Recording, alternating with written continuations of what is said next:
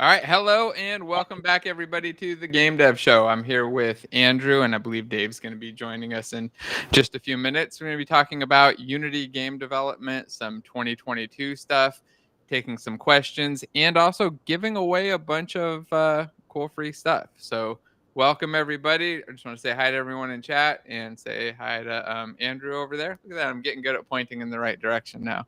How's it going, Andrew? Well, it's a lot easier. You don't, there's only one of us. There's only one direction to point. Yeah, you don't have to worry about up, down, diagonal. Yeah. Hey, everyone. Did I just hear that this is the giveaway show? It's the giveaway dev show. So there are a couple of things we're going to do for giveaways today. Normally we give away a copy of JetBrains Rider. We'll still do that. But I also wanted to give away a couple conference passes to the Game Dev Guild conference. And Andrew also is going to give away some of his awesome art. So get some asset packs. And you've got a couple that are on sale right now in the asset store as well, right? There's two monster bundles on sale, number 7 and number 8. Each one has 4 monsters in them, and they're 75% off during the flash deals. There's only like 50 left of each one. So I expect they'll probably sell out at some point in the coming weeks. But I don't know, it's a great deal, 75% off for what I think are great monsters. Well, I would hope you think they're great monsters. They're your monsters. They better be. Yeah, no, I've been watching that sale a lot though. I don't know if anybody else has been, but it looks like there's constant new deals like I don't know if it's every day or every couple hours, but I just reload it every day and make new stuff.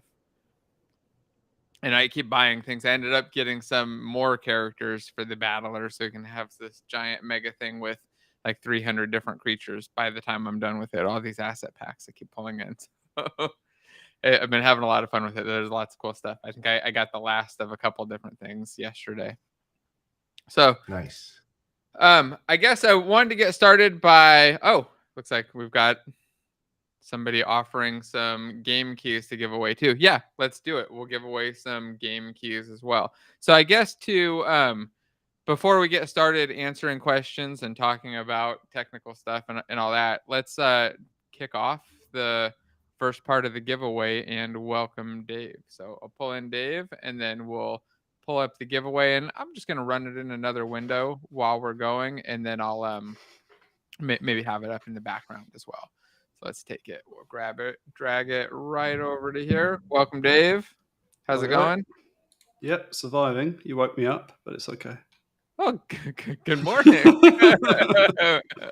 Okay, it is 9 a.m., right? Just for everybody. It is. I was in my office. I was in my office, but I was kind of in a coma in the corner, just kind of watching stuff, doing things, and playing with tools and stuff. And then suddenly you messaged, and I was like, "Oh, it's that time already."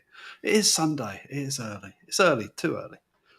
It is kind of early. I'll give you that. And it's Mother's Day, so happy Mother's Day to the moms out there, I guess. Yes. All right, so I've got the giveaway up and open. If you want to enter, I think for the first prize, I'm just going to start it off with a Game Dev Guild Pro Pass. So if you already have one, I'll just refund the ticket price. But if you win, when we kick this thing off in 5 minutes, it would be a free pass for Game Dev Guild. The Pro one, you get a Unity license, a whole bunch of stuff. There's a ton of bonuses, like I think probably a couple $1,000s in bonuses along with that. So I'm gonna give away maybe like 2 or 3 of those throughout the show. So we'll do the first one as one of those, and then we'll give away some art and some games and some other stuff. If you had something that you wanted to give away, just send me a message, and yeah, maybe we'll see if we can add it into there. And to enter the giveaway, all you've got to do is choose a race and a class. Paladins did get a nerf, so if you're just picking a paladin because they were super powerful on the last time, just know that they got nerfed. So they're not as strong as they used to be. So we don't end up with 100 paladins. If someone puts in a different race and class after their first, does it change? It does. It'll update them to whatever they went, and it actually goes back and highlights them again, I think, and shows them. There we go. There's Dave showing up. Yeah, I'll jump in, and then I just won't take it. We always got the second place winners. So yeah. All you got to do is just type something in there, choose a racing class to enter, and then we'll kick it off in a few minutes. And like and subscribe. The first thing. Have to. Yeah, I mean, like and subscribe, obviously. Actually, technically, I think you have to subscribe to chat. So that might be part of it. Really? I think it's a requirement for the chat. It's checked by default. That's smart. Makes sense. For like a minute or something. I think it's to prevent spam bots. I assume that's what it's for. So, anyway, so how you guys been this week? Anything big new going on? And Dave, do you have a video premiering that I can now link to? Because YouTube now supports that. They just added it last week and premiere to other people's videos after. No, I put out a short video earlier in the week about some hardware that I built, a little controller for making the desk go up and down and all the rest. But I'm not putting out one today because I've been so deep in writing patents. I've just not had a chance to get around to doing a video this week. Oh, interesting. You said writing patents? Yeah. Oh, interesting. Is it anything you can talk about? No, because I'm still writing them. You're going to share all the secret details? Yeah, share them all. Somebody's writing down the patent information. No. It's nothing I can talk about yet. I will talk about it in the future. But it's some sort of tech-based type thing, right? Some game dev tech type thing, probably. Cooking, obviously. No, it's tech. It's tech. Something like that. Something that you'll be sharing once it's approved. Probably before. Once it's in the process of going through and all the rest of it, then it's fine. But yeah, it's going to be because patents take forever to go through the system. Unless you pay a ridiculous amount of money to get them advanced really quickly, they take a long time to go through. And this is through the US system, right? The US patent system? Yeah, you can make it go international as well. But yeah, right. you can start in the US system, yeah. I just mean that's the one that you're working with right now, though, right? Do you want to just, I don't know if anybody is interested in this, but you want to briefly talk about like when is the right time? Is that something that people who are working on games should worry about, copywriting or patenting their stuff, their IP, their tech? And like when and where do you where does that come in? Like what's the point where you're like, I actually need to get a patent for this? Yeah, I mean, patents are a little bit different to copyright and all your intellectual property, and your trademarks is another one. So if you've got a game that you're particularly excited about the name of the game and the actual way you actually present the name of the game, so the image format for that title, then yeah, look into trademarking. It's expensive and it's so draconian in the way the bureaucracy is around trademarks that when you start getting into it, takes quite a long way to go through it. So sometimes best to hire a lawyer for that one, which is criminal in its own right because it really shouldn't require a lawyer to file a trademark. But there you go. You're hiring somebody just to navigate the extremely bad system that the government has in place. Like the like the tax system, which every other country is sorted out except this country. And English accent, live in the US. But as far as patents are concerned, you can do software patents. They're an absolute nightmare to go through. I've done one that I was hired to do for a company where we had a group of lawyers and myself. Yeah, that was a nightmare. Trying to explain software and the processes of software to a patent attorney.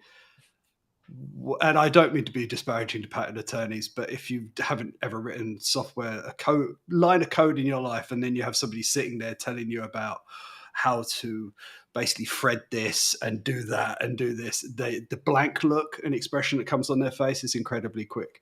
It's not just a patent. That's anybody who doesn't know computers or code well at all, or isn't involved in it. You tell them, they're like, you said a bunch of words and I don't know what any of those meant. But most of those will just glaze over and go, that's nice, dear, like my wife does. Whereas they have to listen because they're paid to listen and write down what you've put. And the thing I get is a lot, well, can you put it in simple terms that anyone can understand? No, because you need to be a coder. Like that's like just what it is.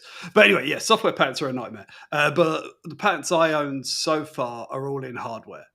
So they're to do with how things work mechanically in a system, or how interactions happen on that sort of level.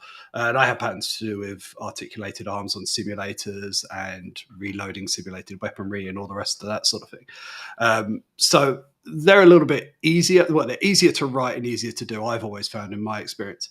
What I say to people is, if you want to get into it, look into provisional patents and how to write provisional patents, because you don't need to be a lawyer to put in a provisional patent. You don't need to be a lawyer to do full-on patents. But when you start getting to the non-provisional patents, that becomes a little bit more complicated, and there's a lot more lawyer speak in that. So for people that don't understand a non-provisional, and I'm not a lawyer, so anything I say that turns out to be wrong, do not hold it against me, and do not try and take me to court, because I just won't turn up.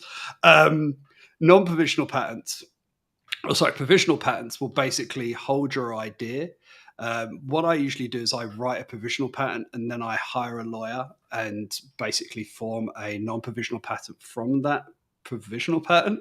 But the provisional patents, they don't have to get adjudicated so much by the patent system, whereas the other ones have to go through to the patent system. They have to be adjudicated. Somebody has to look over them, make wild assumptions that are completely wrong, and then your lawyer goes back and says, no, you've completely missed the point, and then it goes back and forth on that for ages and costs a lot of money. So yeah, if that helps. Yeah, it's freaking complicated, and I just blew up the Battler app, and just want to be clear, it wasn't Unity's fault. I just ran out of hard drive space. Yeah, it wasn't a Unity issue when it blew up. It literally just it popped up, and then it said, "Oh yeah, you should probably stop running out of hard drive space." I actually got a new hard drive to put into here, but I don't know where my wife put it. We have to build a new PC for you. I have been searching for it for the last week and a half. I got it and set it in a bag, and then it disappeared. So now we've got space. I think the Battler should run, and we can kind of kick off the giveaway. For anybody who entered the giveaway, you'll still be in there. Don't worry. And it's to win a free pro pass for GameDev Guild. We're kicking off the conference on the 24th. Let me scroll up here. There we go. The 24th through the 26th. But also next week, we're doing a little mixer event in Gather, where we're going to get together with some of the speakers, some of the sponsors, and just have a little event for an hour, a couple hours, hang out and chat about some code stuff, game stuff, and get an opportunity to just meet people and also kind of test out the platform and see what that's like for the social side of things during the conference. Kind of get a little bit more experience with it. All right. So we'll be giving that away as soon as I can get my window to open. Until then, though, I guess we can just talk about some other stuff. So do you guys want to take some questions today, or were there any big topics that you wanted to bring up? No. How comes YouTube is so weird when it promotes videos and doesn't promote videos and all the rest? That's fun. You know what I saw was really weird? I was looking through my video analytics earlier this morning, and I noticed one video that is it's an old video, is 190 days old, totally flat for the longest time, and then 2 days ago, giant spike, and now it's getting like 1,000 views a day. No idea why. About pooling. It's just a video about Unity's pooling system. Probably because summertime's coming up. Perhaps that's it. I find it obscure. You'll have one video that'll go out that will just ping straight up, and what I find is it pings straight up and then flat lines. Maybe it's just me. Maybe because I'm doing things that are really. It's after 2 days. It's 2 days of it does like a promotion round, then it does another one the next day, like 24 hours later. It starts pushing it again, and then it stops. Yeah, weird. My guess is there's some sort of like system they have in place where they know if they give enough push to certain videos, they'll start an engine and they'll kind of feed themselves. So maybe they like constantly are trying to find which ones to give that boost to in order to start those engines. And maybe just you got picked. It seems like that, although I'm sure it's all done by some random AI that just got lucky and liked me. No, it's a bloke called Jeffrey who sits in a room just watching every YouTube video and decides which one's going to be promoted. I'm sure of it. I'm sure that's how it started. Yeah. I don't know if you guys remember the original YouTube days. All right, we got the battler back up for the giveaway. I'm going to give everybody like 2 or 3 more minutes just to rejoin, just in case I definitely remember the original Yahoo, which was all hand curated links. You had to submit your link, and some person had to decide whether or not it was good enough for Yahoo. See if it's good enough to be on the internet or not. Yeah, they were the tastemakers of what, 1996. Now it's just a bot. All right, looks like people are starting to rejoin. So as soon as everybody gets back in, let's give another minute. We'll give away that first GameDev Guild Pro Pass, and then we're going to do a couple other things. Somebody messaged about giving away a game. I lost that message. Just shoot me an email real quick, jason@game.courses, and we'll add that in there. And then Andrew's got some really awesome assets. So Andrew, oh, there was a question for you. Let me see if I can find that one. Oh, there is a question for me, and I can answer that one. Let's but yeah, I've got. We're going to read it out. Away. So when making game parties, I'm assuming for video games, do RPG games still have parties of 8 you can create or not? And if not, why not?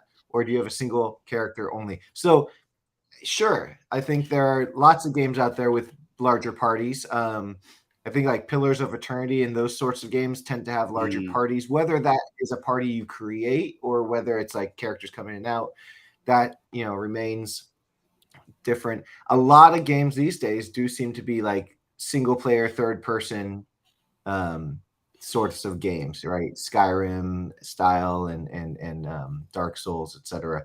I think for the game I'm working on, you choose 4 characters, and during the game, others will join you, some of whom can fight, some of whom are just passive.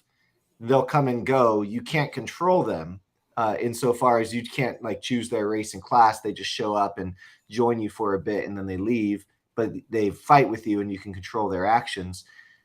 So you could have technically up to 8 people in your party, but for this one, you do 4. I think, I open it to the floor there, but I think it's really just one of those things that comes and goes with the style of games that people are into. There was a time when it seemed like most RPGs were party based, and now it seems like a lot of them are single character only. Just the changing times, I suppose. Yeah, trends come and go on each of them. Wow.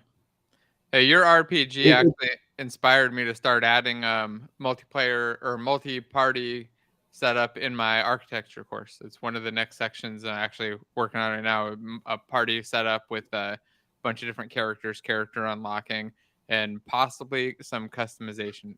Still deciding on that part. But when I saw yours, like, why am I not talking about this? Because party setup is something that I really like in games. I like a game where I have more than one character. So I think it's really cool. It's certainly easier to code it if you only have a single character, only one character control, only one inventory, only one everything.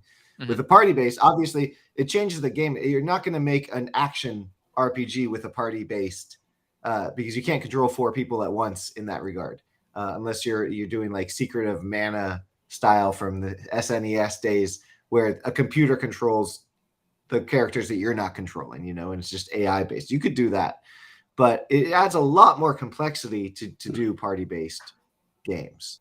You're multiplying everything. And then if people can come in and out of the party, now you're just adding a whole new layer of complexity because now you have to handle people coming in and out of the party. Yeah, I definitely like games like that, though, a lot more personally. But it's probably because I played way too many single-player ones or single-character ones. All right, I think I'm going to start the... go ahead.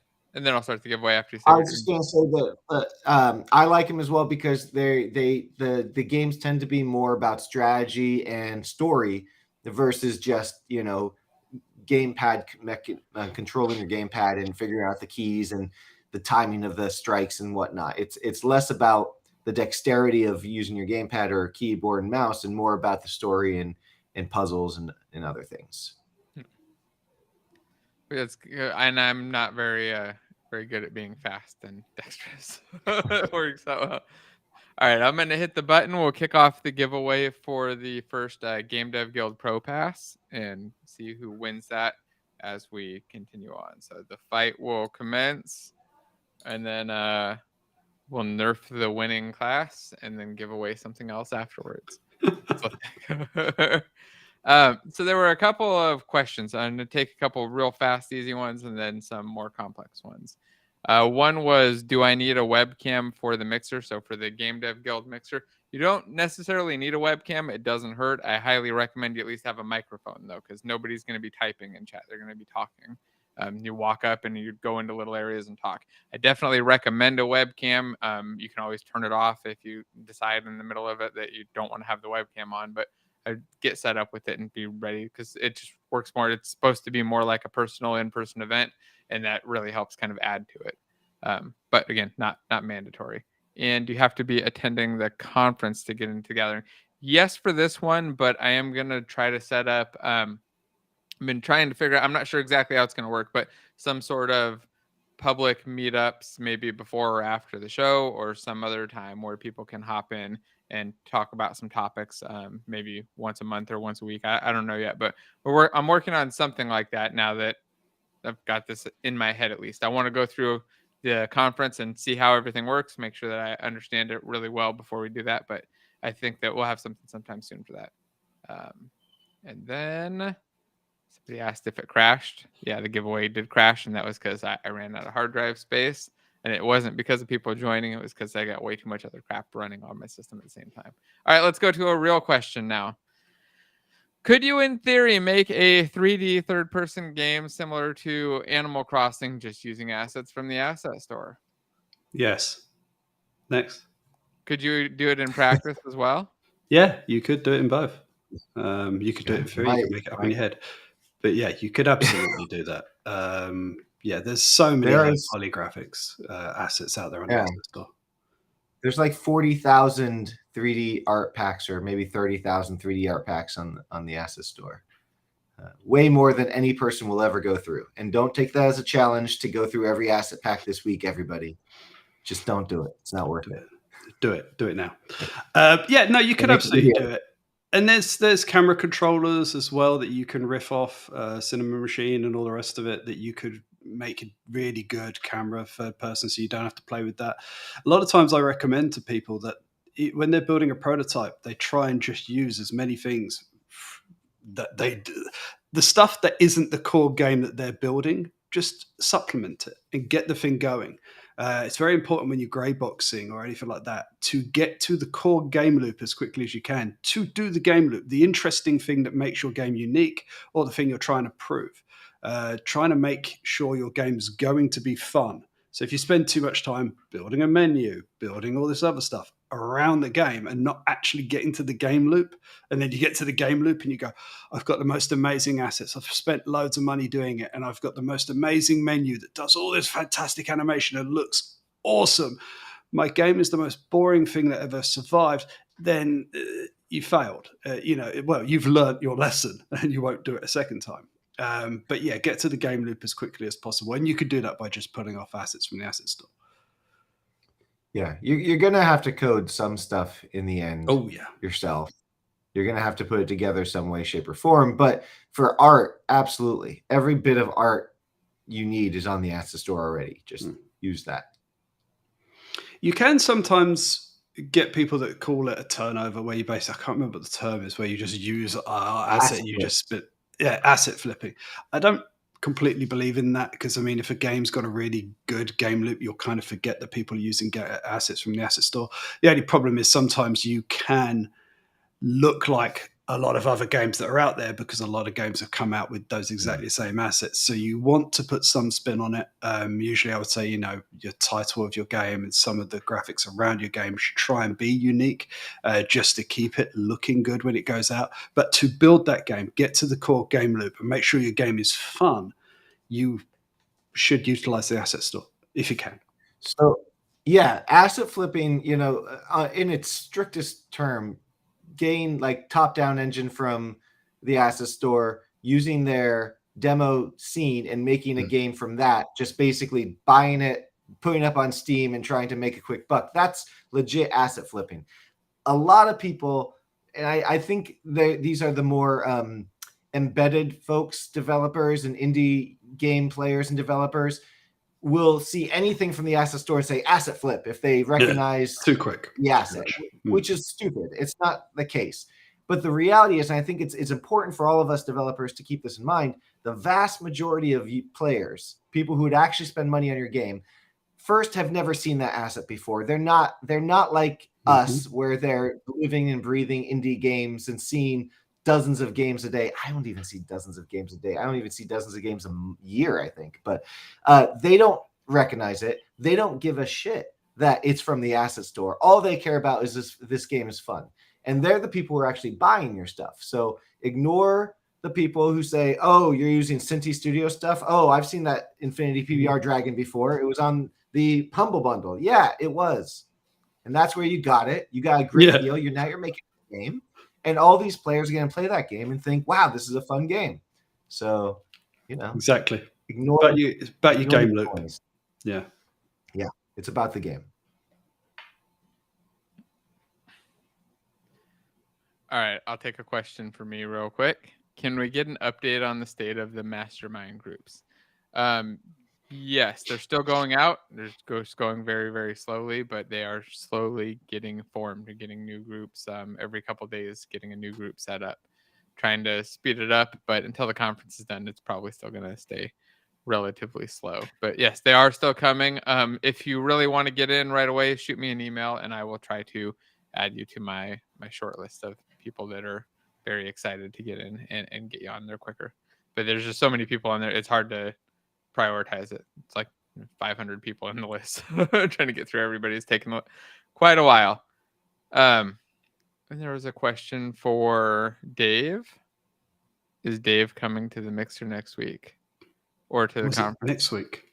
Yeah, the Mixer is Thursday at noon, just for an hour, just hanging out. Okay, let me check my calendar. So he might be. I should be there. Yeah. I've checked my calendar and I was actually free at noon. So Thursday at noon. Yeah, sure, I'll come. Oh, perfect. It's going to be fun. I think I'm still working on the space, getting it set up, but I think it's really cool looking. It should be a lot of fun. Okay, now let's get to a technical question. A very vague technical question. Yeah. How do you improve the lighting in Unity? I want to rephrase this into something though that I think I would ask. How do you make the lighting look good and right in Unity? So if you open up a new scene and it's a room and you just drop stuff in there, suddenly you've got like environment light coming through and showing up, or your skybox is showing up in there and stuff. What do you guys recommend for like the steps to set up like actual good lighting? Is there like a tutorial, a reference, an example scene, or something that you would point people at to like go set up the proper lighting for like let's just assume like it's a normal game, not with any like crazy weird scenario, just normal. Yeah, that's what's first. That's what I was about to say first. Work out what you're aiming for with your lighting. Get some reference to it. Go and find games that you like that do the same lighting. If you don't have those sort of games, mock something up that you want to get. I'm thinking like realistic, realistic-ish lighting. Not maybe not hyper realistic, but you've got rooms. You walk in, it's dark. You go out, it's light. You put a light on, it looks right, and it doesn't look all fucked up. Right, like because I assume that's what people run into. That was the issue that I ran into when I started with Unity, but that was a very, very long time ago, and I've gotten quite a bit better at it now. I don't know how I'm better at it, but I know that it doesn't look bad anymore. It's a talent that you need to work on, is what I say. You're not going to just watch one tutorial on how to do lighting and then suddenly be amazing at doing lighting. Unity have quite a few tutorials out there that show you the URP lighting system, the HRP lighting system. So you need to go on and look at those and watch those in detail and do not skip. Watch the whole thing. It's an hour. It will not bother you to watch the whole thing. And then practice on doing it. And there are a couple of other, I'm trying to think of a YouTuber I watched the other day who was actually really good at it.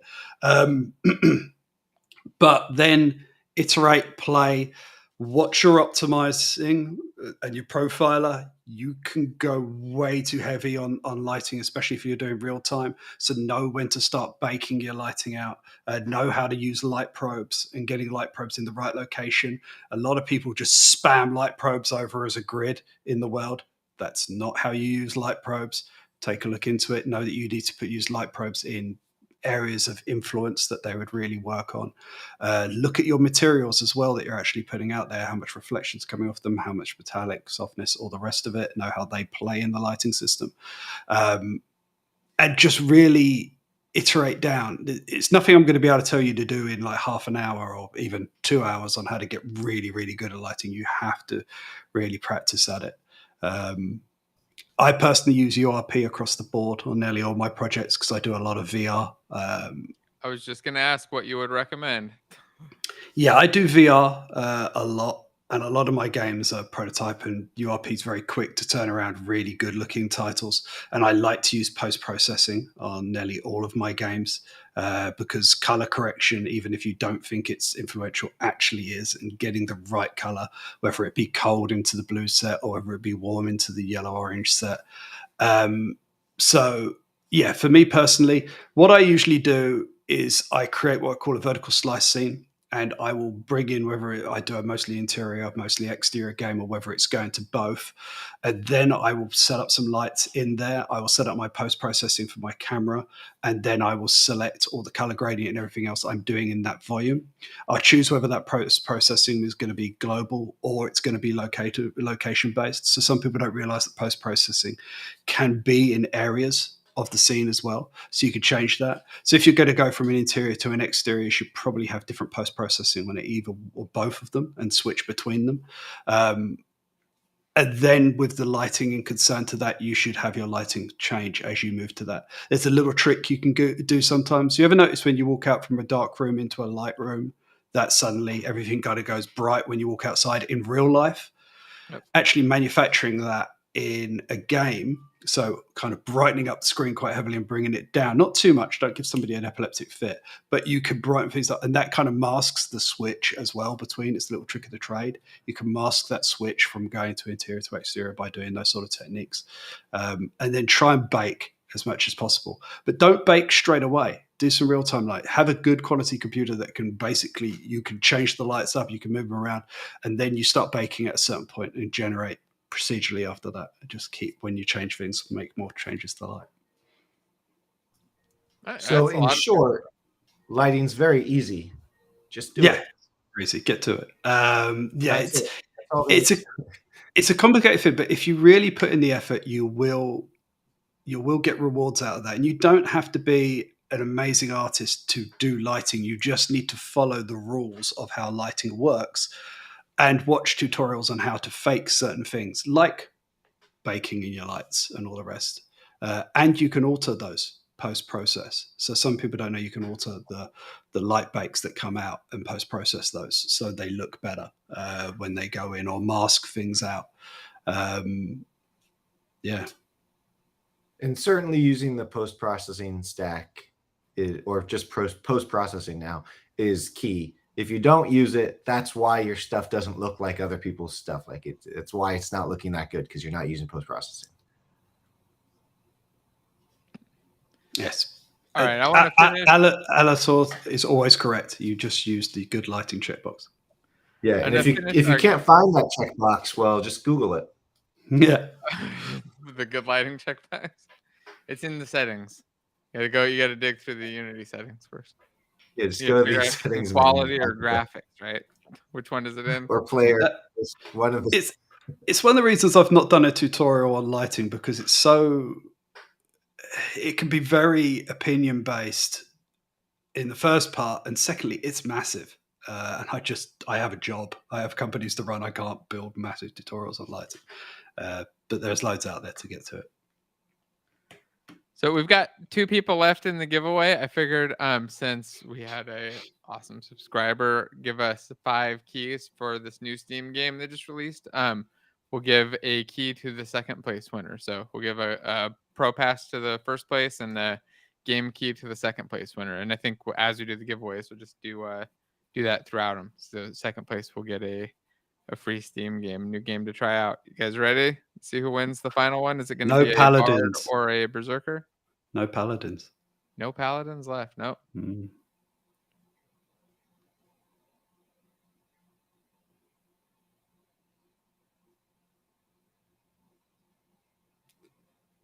It's riveting. Dun dun dun. Yeah, isn't it? Yeah, where's the music? We just go silent for this piece of the actual show. So, yeah, you need to add music and sound effects, I think. All right. So congrats to Solo Qubit and our second place winner. Send me an email, jason@game.courses, and I will send you over your codes for the game and for the conference. So for the next giveaway, I think we should give away one of Andrew's packs. Yeah, why not? Sound like a plan. Which one is it we're giving away?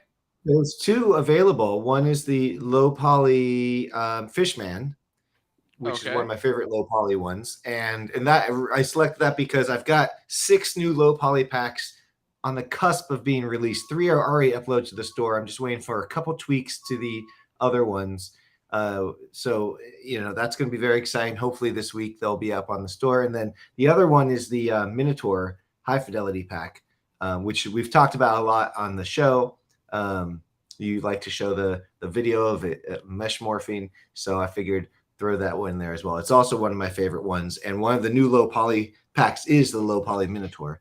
So, and you want to just briefly explain, these say free just because it says up here, I actually have them in a bundle. That's why they say free. Yeah.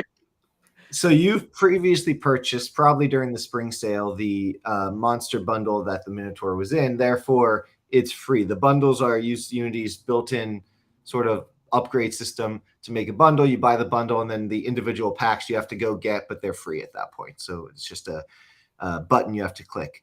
So like the 2 character packs on the flash deals right now, they're 75% off. Each one has 4 characters in them.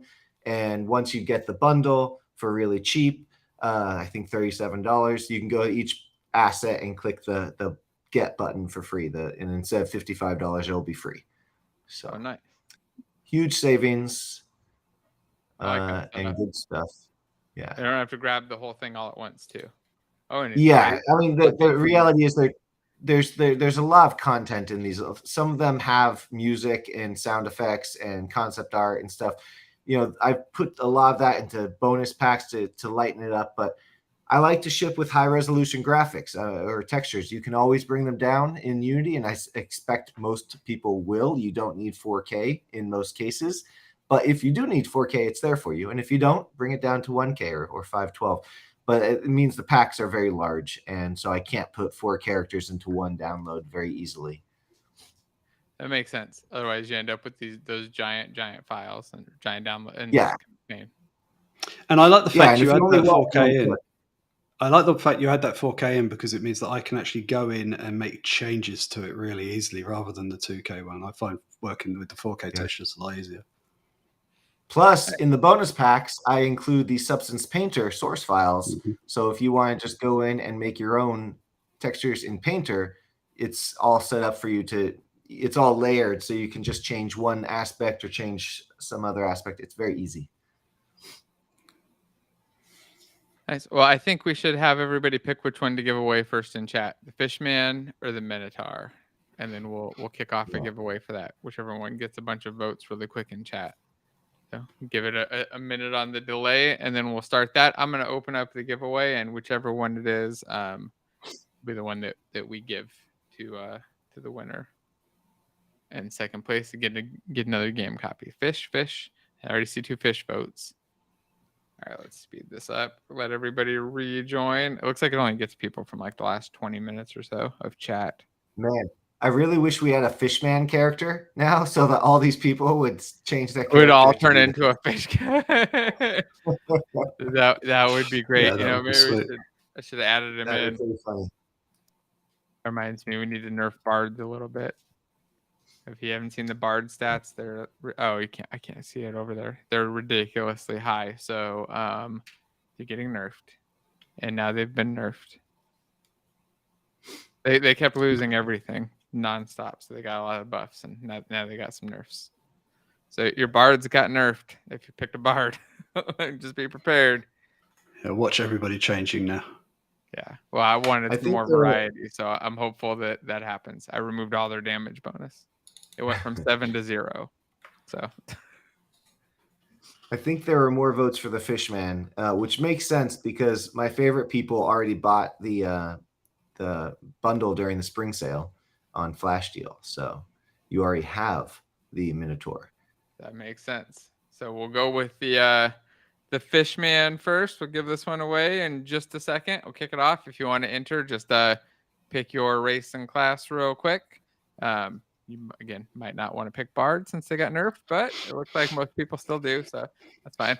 They'll still probably win anyway, even after a nerf. All right, I guess we'll kick this off in what? I'll wait until we get to 80 entries. So I'll give it 4 more people, and then we'll get going. All right, let's take there can't be more people that have entered than have liked the video, though. That doesn't seem right. Ooh, is there less than 80 likes? I didn't look. That would make me sad. Yeah, just hit thumbs up real quick and share the stream if you don't mind. Don't make Jason sad. Now, real quick, Dave, thoughts on Magic Light Probes? This was recently on sale. I actually recently grabbed it. This is an asset. We were talking about light probes. Have you used this one? Nope.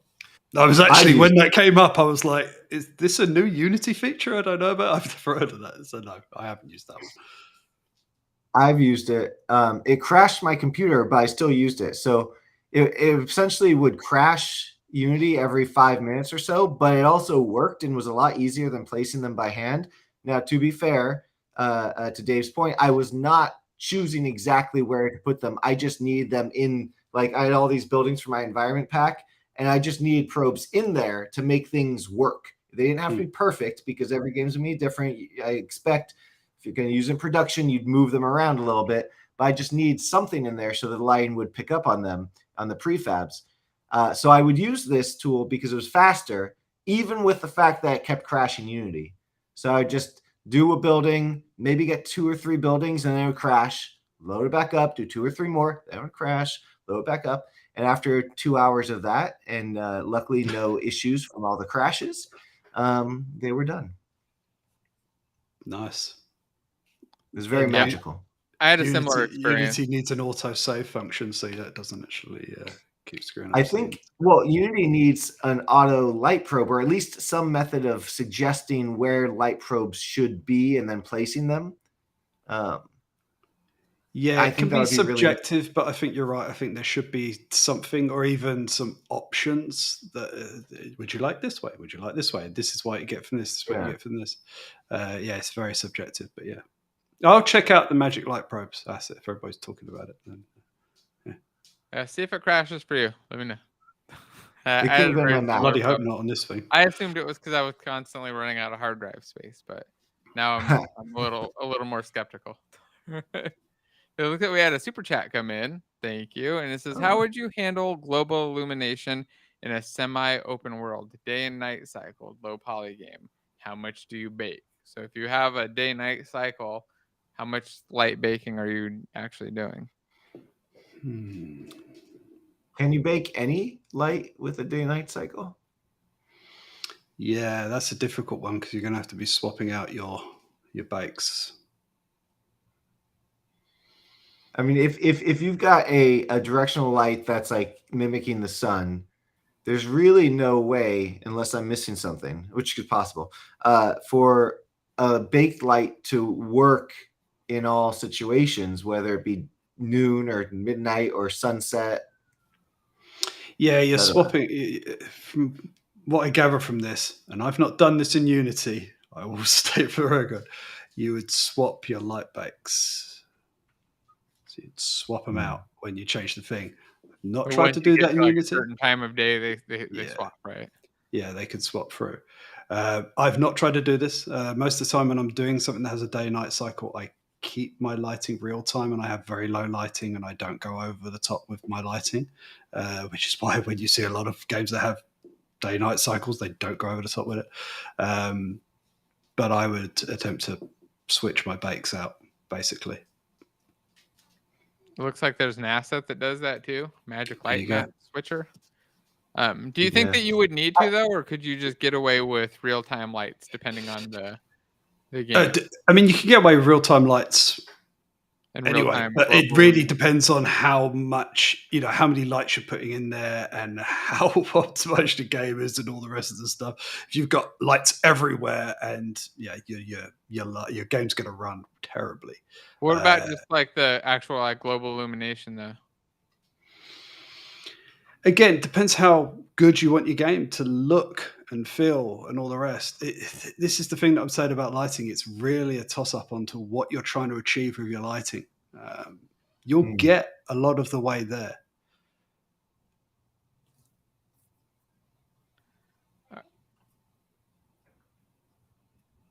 Oh. Jason's got an intruder. Yeah. I've got a babysitter who's not doing his job. Is what I got. All right, let's see. What was the next question? I've lost track.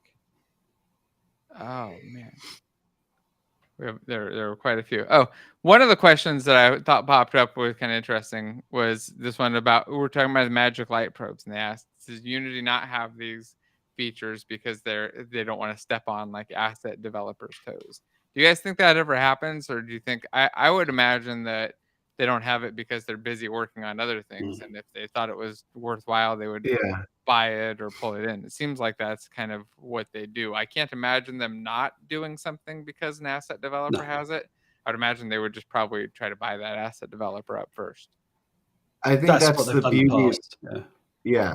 The asset store allows people to create things that either nobody's thought of before, or do something that for Unity to spend the money on, maybe it doesn't make sense. They've got limited resources, as all companies do, so they focus on bigger ticket items. But somebody can come in and create Gaia or something and, solve problems for users or in smaller assets too, like magic light probes. It solves a problem for people. Maybe it's not a big enough problem for Unity to solve directly, but that's the beauty of the market.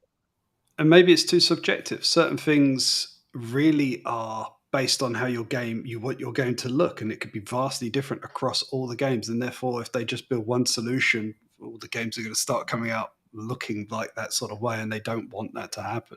They want to give you enough tools and make those tools easy enough to move forward with. As I say, placement of light probes can be fairly subjective.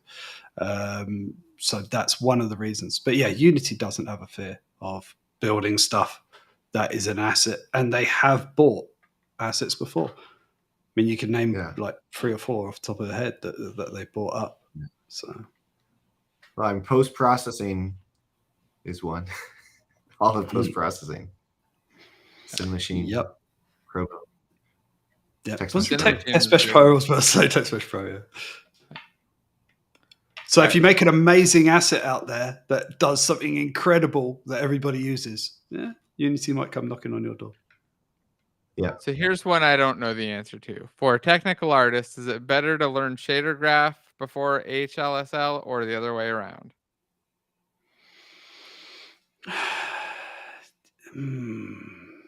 I'm not sure on this one. I mean, I use shader graphs. I do know some HLSL, but I get on fine with my shader graphs. HLSL, is that the scripting language for shaders? Yeah. Yeah. I would suggest most people just learn shader graph. I wish shader graph worked with the built-in pipeline. It limits my ability to use it right now, so I'm still using Amplify shader editor, which if you learn Amplify shader editor instead as well. For a lot of people, I think it's just going to be a lot easier to get a result you want and just to play around with different ideas and learn new things that you didn't even expect could be done with a visual node-based system versus actual scripting. But I think that's my hunch for most people. Yeah, and all the custom shaders I built for URP are in shader graph. Unless I've hired somebody to provide a particular shader for me, because I want a particular level of optimization that I might not get through having shader graph overheads, but there aren't that many, so I'm not that bothered by it. Obviously, depending on the shader you're building. Someone asked if they ported shader graph to built-in. That's not the case as far as I know. And I don't think that there was a plan to do that either. I think the plan was more to deprecate the built-in render pipeline eventually. Yeah, that's my understanding. But this was years ago when they first started talking about lightweight render pipeline stuff. They were talking about built-in would be gone by 2020 or something like that. Yeah, clearly didn't happen for a while. I think the idea was that shader graph would not be for built-in because that's going away. So why even spend the time making it work with that? All right, here's a bigger question for everybody, I guess. Out of all the games you've worked on, which task do you think was the most difficult, code-wise or level design-wise in Unity, and how were you able to tackle it? And I think we probably take this in and out of Unity because because we've been probably not. The most complicated ones probably may or may not have been in Unity, or the problems that you worked on, at least, or tasks. So I don't know if you guys have something big that stands out here. So level design for me is always difficult. I'm not good at it. I'm not good at building out compelling, believable worlds. I know what I want out of a level and out of a world, but I'm not good at building it. So that's always been a challenge for me, just from the artistic side. But I mean, I'm going to just throw one other aspect out. The hardest part was actually marketing.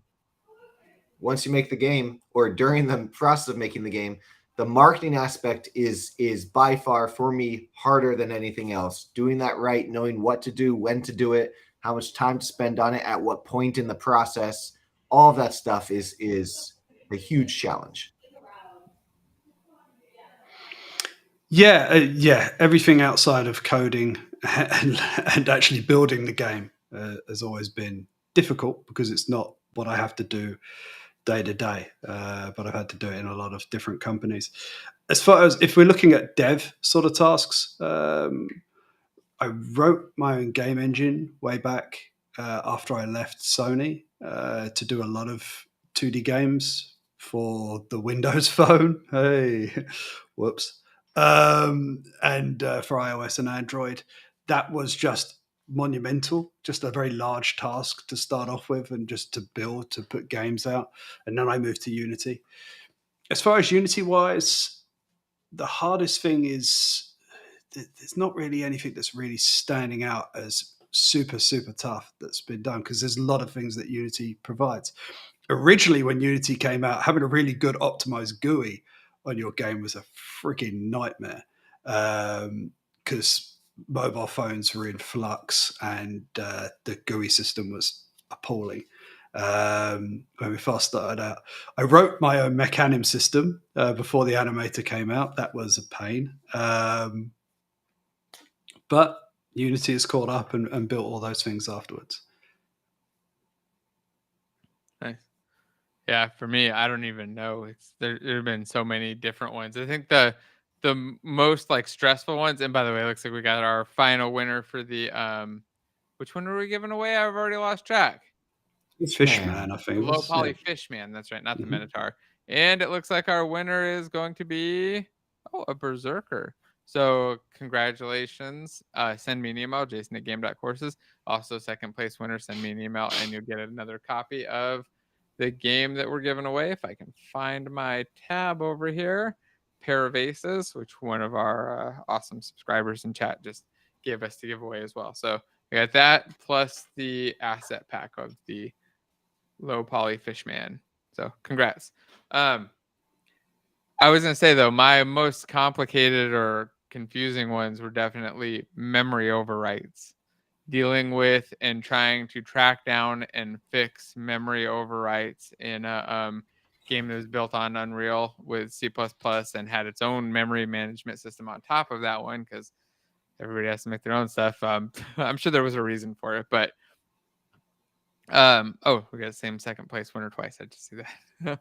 But anyway, that was probably the most difficult, and it was mostly because I knew what the data was. I kind of figure out what data was going there, and then I'd have to track down and figure out how that was getting there. And those bugs would always take me by far the longest, and they were the most stressful things that I had to try to knock out, and they would randomly hit and crash stuff, destroy the servers and cause all kinds of weird issues. And it'd always be something that was not new. It wouldn't be a new change that was causing it. It would just be that the overwrite happens to be overwriting a place that actually matters now and is impacting stuff.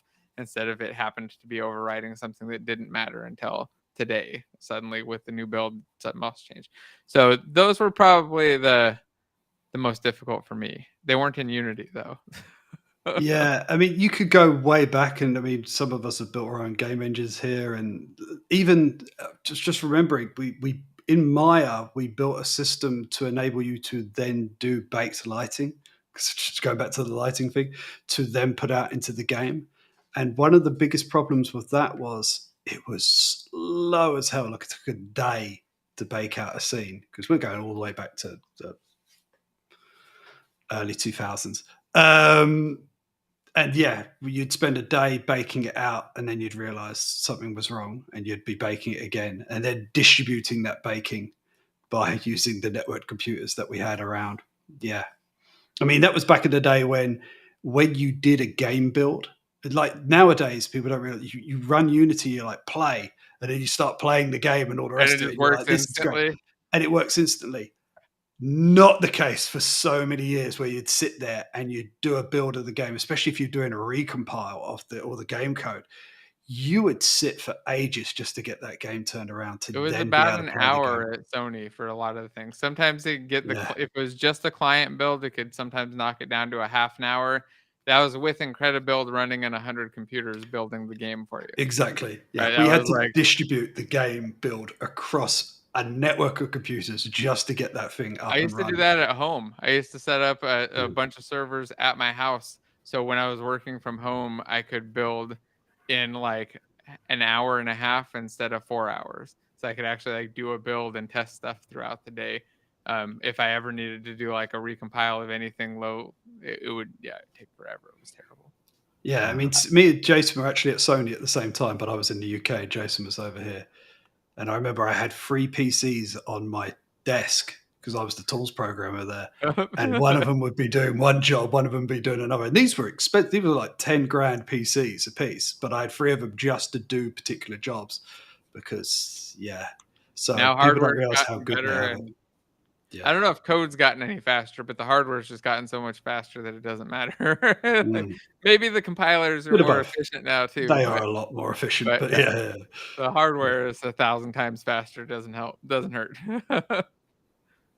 There was a time when I was making the Barbarian, I couldn't change anything because it was late in the process, but it would take about 5 to 10 minutes for play and pause. For whatever reason, Unity 4.5 or 6 or whatever would take 5 minutes to play and 5 minutes to pause. And there were many, many times where I click play and realize, oh shit, I forgot to change one variable, one number that I was supposed to change before testing. So I'd have to wait 5 minutes, then press stop, wait 5 minutes, and then change it, and then do it again. So to change one thing would be a 20-minute cycle. It was very frustrating. Yeah. That's why we used to put a lot of stuff in data. I used to like default to anything that I wasn't sure on was just going to be something in data that I would pull in at runtime, and then maybe I'll hard code it later. But it's got to be dynamic so I can just reload the data. That was one of the first things I did, was make it so I could dynamically reload data that I couldn't, because it was having to restart, even just having to restart a server to test out like your game servers after the build. Still like a 3 to 5 minute process of like the servers starting up, loading all the data, pulling it from the database, setting up the AI and all the navigation stuff. It would pull in all these giant files and decompress them. It was slow as shit, especially when you're doing it all on one system. So reminding me of the old days. Yeah. But there was a follow-up to this question by the person who asked it, and saying that their main issue was around writing code that was scalable in Unity, and they think that Unreal handles it better. I'd say that neither one of them handles it at all. I think that neither one of them really handles you writing scalable code. It's easy to write bad code in either engine or in pretty much anything, at least from what I've seen. I don't know. Is there something in Unreal that you guys can think of specifically that makes it easier to write clean code? There's nothing that stands out to me, but it's been a long time since I've been like heavy into Unreal. I don't know if that's I don't know if that's a new thing as well. I mean, like a new to coding thing that makes. I think people that have been doing this stuff for a while, it just kind of have written scalable code, maybe in their own engines or other big engines. It's the same across the board for me. Yeah, a lot of it I think comes down to just practice and seeing other things. For me, what was really helpful was working with other experienced developers who'd already built a bunch of scalable systems and seeing what they had built, how they had built it, and then having them explain to me like, "Oh no, this works like that because we needed to handle 3,000 people at once, not just 2 people at once. So it has to actually scale out and stuff." So I found that to be really interesting, but I don't know. I don't know that there's anything special about Unreal that made it any easier. For me, it made it a little bit easier once I switched to C# because there was a lot more information and just general knowledge out there on clean coding practices with C#. Now, when it first came out and we were all writing our own code, like what they call it, like layout and all the rest of it, like our own coding standards, then it was a little bit more fun. But yeah. Fair enough. Cool. So I've kicked off the next giveaway entry, and I guess we'll give away another GameDev Guild Pro Pass for this one.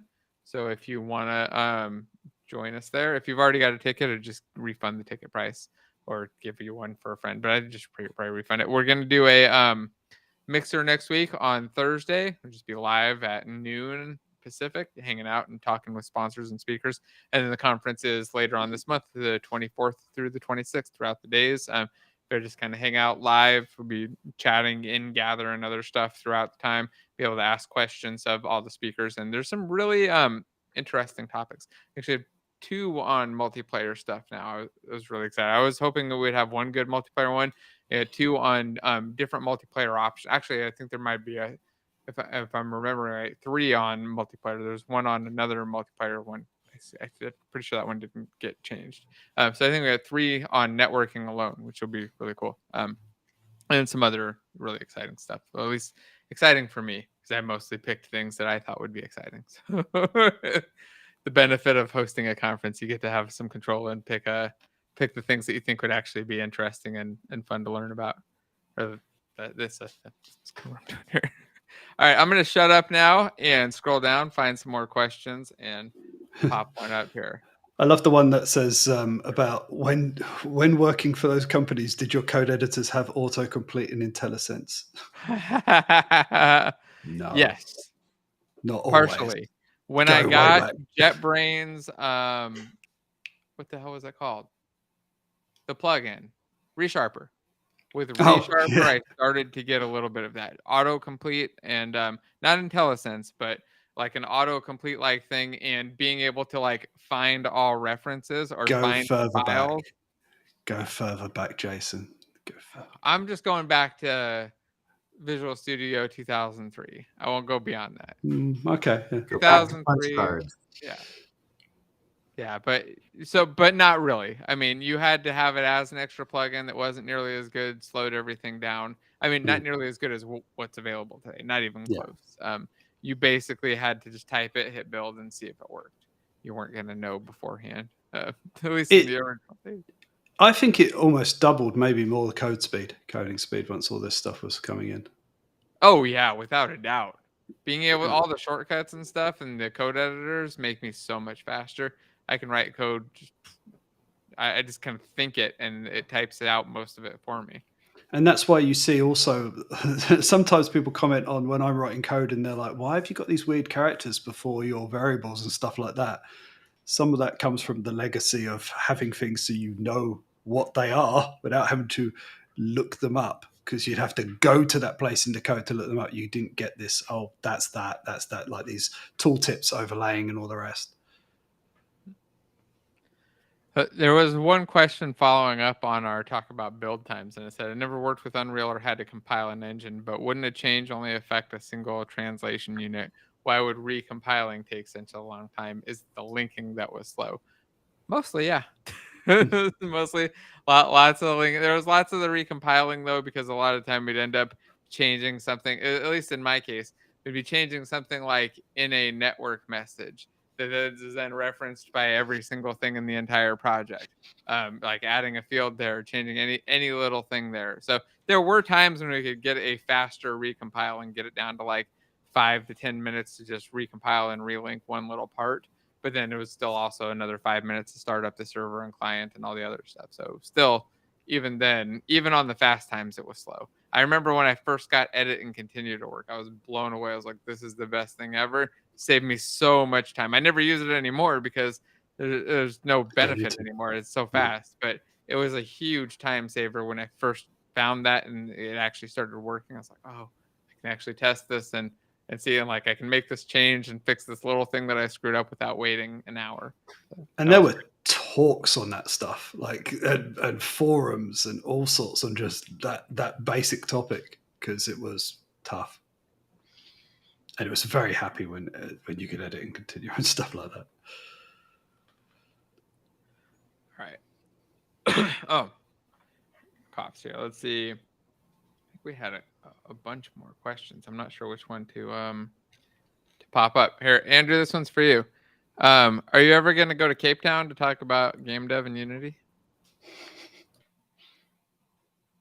I muted myself. Yeah, I'll be there in 2 weeks. No, just kidding. I have no plans to go to Cape Town just yet. I would be open to going to Cape Town if someone has a ticket for me to go to Cape Town.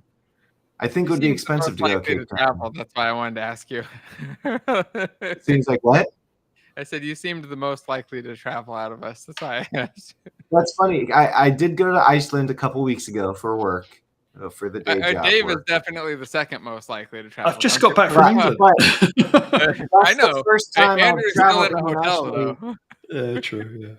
That's the first time I've gone out of the country aside from Mexico in 18 years. So, your assumption was I'm open to it, but it's just not been a driver of my life to go to other places. So if someone would pay, I'd go.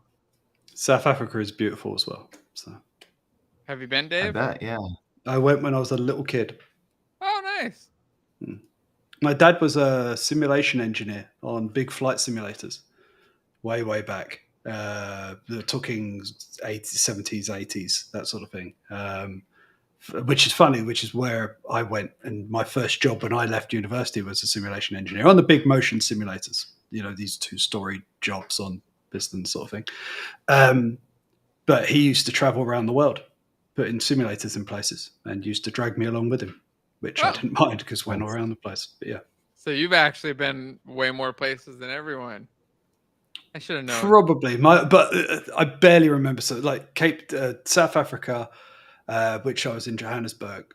That was when I was like 11. So. Oh, okay. Way back in the day. Yeah, I've mostly been all up and down the West Coast. I hate you. It's not the 90. I'd look really good if it was 1950. All right, let's take this question here. I'm finishing university in December and quite nervous about a job interview. You got any advice? Yeah, don't be. Yeah, I was going to say the same.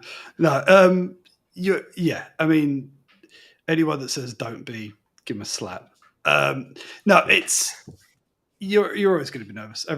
Anyone that says they weren't nervous on their first job interview is lying to you. You're going to be nervous. Remember, things are nervous on almost all of them, unless it's the second or third one that week. Then I'm not. Then you start. If it's the third one that week, I'm no longer nervous. Yeah.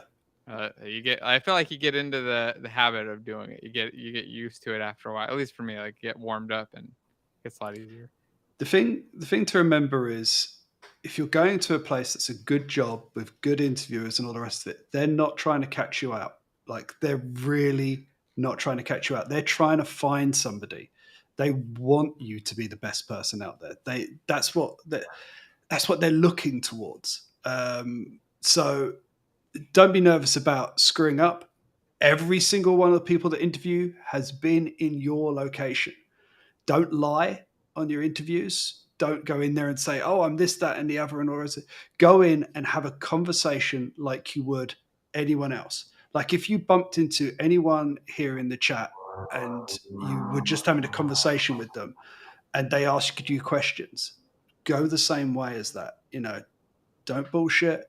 Just go in there and have a conversation and treat it that way. And hopefully you'll be less nervous in the idea that you're going in there, and know that they're not trying to catch you out. I have heard this so many times from people that have interviewed with me, like, oh, I feel like this other interview I did was trying to catch me out and this, that, and the other.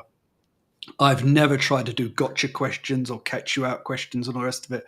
Every time I've interviewed someone, I'm just trying to find out what stage you're in your development and whether that fits in that group. And also, if you don't get it, which most people don't get their first interview, like they don't get their job off their first interview. If you do, great. But always treat it as a learning experience. And when you've left, write down all the notes. What questions did they ask? How did you answer them? What came up? What could you have done better? And use an iteration. It's like when we talk about you write a piece of code and it goes out into a game and it doesn't work well. Well, you learn off that experience and you change it and you iterate your code and all the rest. Interviews are exactly the same way. Treat it as if you're going in to do some code. I'm going in. I didn't get the job because I don't feel like I answered this question correctly. These are the things I now researched that. Now I know a little bit better about those questions when I go in the next time. And the other thing is ask for feedback. If they're a good interviewer, they will happily give you feedback because they're not considering, oh, that person's gone, I'm never going to see that person. A lot of interviewers hope that if you're a good person, if you come across as a nice person, a good person, somebody who would fit well, but you don't quite meet the standards, they want to see you come back in a year or two's time. So they'll be happily give you feedback and say, look, you fell down in these areas. You weren't quite right in these areas. This is where I think you can improve. A lot of times when I'm doing questions with people and you get a question sheet and I go through it with you and I say, okay, you didn't answer this one correctly. The thing I'll turn around and say is, this is what I was looking for. And I'll have a conversation because sometimes the nerves get the best of people. And even just having a conversation after that question proves that you did know what you were talking, that you do know what you're doing. It's just at that point you froze or you didn't say the right thing at the right point. So always follow up and just improve and iterate and go to the next one. And finally, you'll be less nervous about going to interviews. Yeah. I would also add, just, do your research on the company and be curious, be ready to ask questions of them. One of the things that shocked me, or I guess not shocked, it was just surprised me. I came from being self-employed for a very long time. I was lucky. I had one interview. It worked. I got hired. It was amazing. I fell right in, but that's not normal, I understand. And once I was in the company, I was on the other side. I was being asked to interview people for various jobs. And I was so surprised that the recruiting team and would approach this as if we were interviewing, we were the ones being interviewed. Like they would say, hey, we want these candidates, these people that are coming in, we want them on our team. We want them to want to work with us. So, they flipped it around and they approached it as saying, you are representing the company and we want this person to choose to work with us. So with that mindset, it changes everything, because all of a sudden it's no longer like, oh, I'm trying to get a job and please give me a job. Please, please, please pick me. And it's more the other way around, where we're looking at these candidates saying, if we don't do a good job interviewing them, they might choose to go somewhere else, because the assumption is they're interviewing multiple places. They have options. They're good at what they're doing. And if we are, not a good interviewer, then they're going to choose to work somewhere else. So it does go both ways. And that surprised me because, in my head, it was really just, I'm almost begging for a job. And I think, the subtext here is, I'm coming out of university. I need a job. Please give me a job. But hey, you're coming out of university. They want you on their team. So it's in a way, you're the one that they stand to lose out on if they don't do a good job. And if you think about it that way, it might change the dynamics a little bit and make you realize, hey, this is just a conversation you're having. You're trying to come to an agreement about whether or not you want to work with them. Yep. And maybe in your head, you're like, I need a job. I really want to work with them. I'll do anything. But from their perspective, it's more about, is this a good fit? Do you want to work for us and be here? If that's the case, then you got to actually like do the anything. Yeah, like don't just think that and say that and then not know what their game is, have never played the game that they're working on, not be able to talk about the stuff that they're talking about. Like make sure that whatever it is, like Andrew's saying, you research the place, look into them a lot, see what it is they're working on. Make sure you've played their game enough to be able to talk about it, because if you're applying to go work on it, you should know what it is you're applying to go work on, right? You wouldn't go apply to go do some other job and you have no idea what the actual job is. Well, I mean, maybe you would, but you're not as nearly as likely to get the job. So they get in there and actually like be experienced with it, feel like you can talk about it comfortably. It'll help in the interview a lot too. And also, like David can follow up, like even after the interview, even if it doesn't go well, if it does go well, send them an email, thank them. If there are any open questions, answer them in that email. It definitely can help, can get you the job, or at least get you considered or referred somewhere else. But a lot of times, they'll get you the job. And go to a bunch of job interviews and say, make sure that, like, apply for jobs. If there are some that you're not that interested in, go to those ones first. They'll be less stressful, and then you can relax. Like if you have 10 different jobs you're applying for, don't apply for the one that's like your dream job first. Apply for the other ones first. Go through some of the interviews, and apply for that. Go to that interview like the second week. I'm not saying like wait a month. Just like stack them up in order so that you can get more comfortable as the stakes get higher and you care more about it. And also, when somebody does their first interview, when they're giving their first interview to an applicant, they're nervous as well. And they have to get better at it to then be better at giving interviews. So remember that as well when you're thinking about nerves. It's sort of the picture everybody naked in the room sort of thing. Picture the fact that this person was nervous giving interviews the first time they give interviews. And they were in your position, taking an interview, and they were nervous then, but now they're there. Some of them, it could be their first interview too. It could be the first time that they've interviewed somebody. If they seem weird and uncomfortable because they are, and like they've never done that before, and feel strange to them. So yeah. It could be the company is not giving them guidance on how to interview. My first interviews, I was not given guidance, and I just kind of winged it a little bit. I tried to be good and not biased. My most recent interviews, though, the hiring manager gave a list of questions, said, ask these questions to every candidate, write down everything they say. And that structure made it so much easier for me to ask, and to just ask the right questions, not be biased, to find the best part of the candidate on a very specific area that the hiring manager was looking for. So it could be that the interviewer is not set up properly. Yeah, I've never got any instructions on interviewing people other than like, hey, do you want to add anything to this list of questions? Oh, really? Yeah, I never really had any strict guidance. It was always just like whoever was the lead of the team was pretty much in charge of it, and we just kind of went with whatever they had, or if somebody else had something better, present it. But yeah, there was never really like a very strict one in any of the interviews that I got to do. Sony provided a week of training.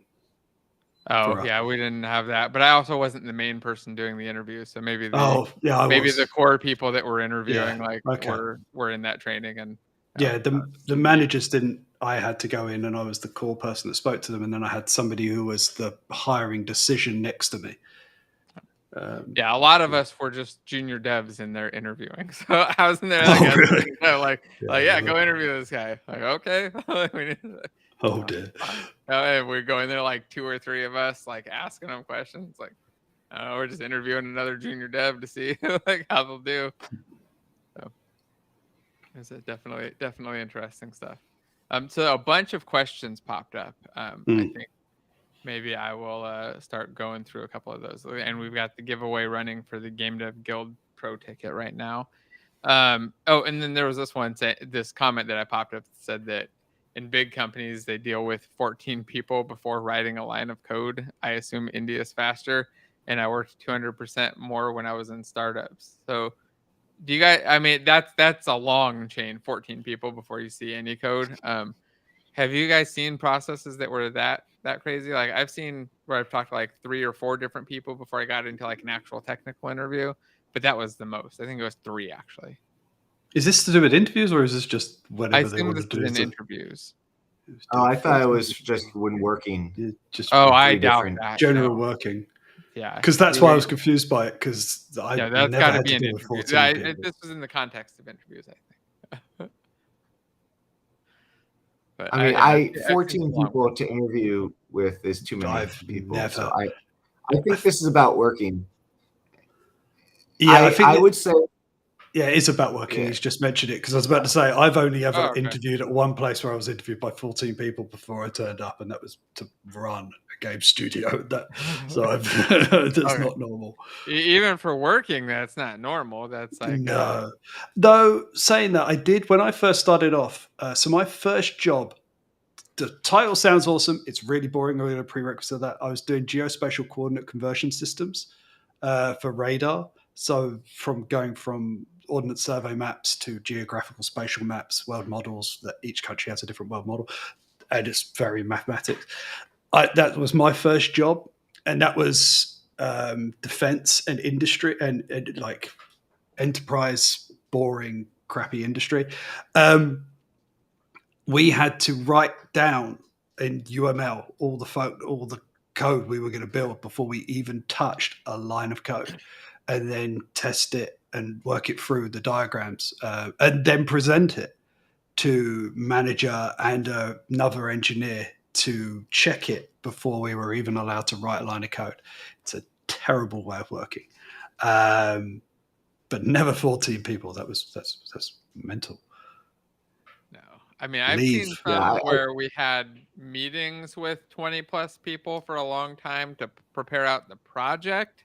And kind of like build out and plan out the project, but that was kind of it. And then it was okay. Now it's time for code, and the code part was kind of open then, and just start writing code. But that was more around like just planning out to actually make sure that we're building the right thing. I remember one time we had a 2-week meeting to go through this whole thing, and at the end of it, the decision was let's not do this. Let's not blow the next 6 months building this. We found an easier solution. Like we'll do that instead.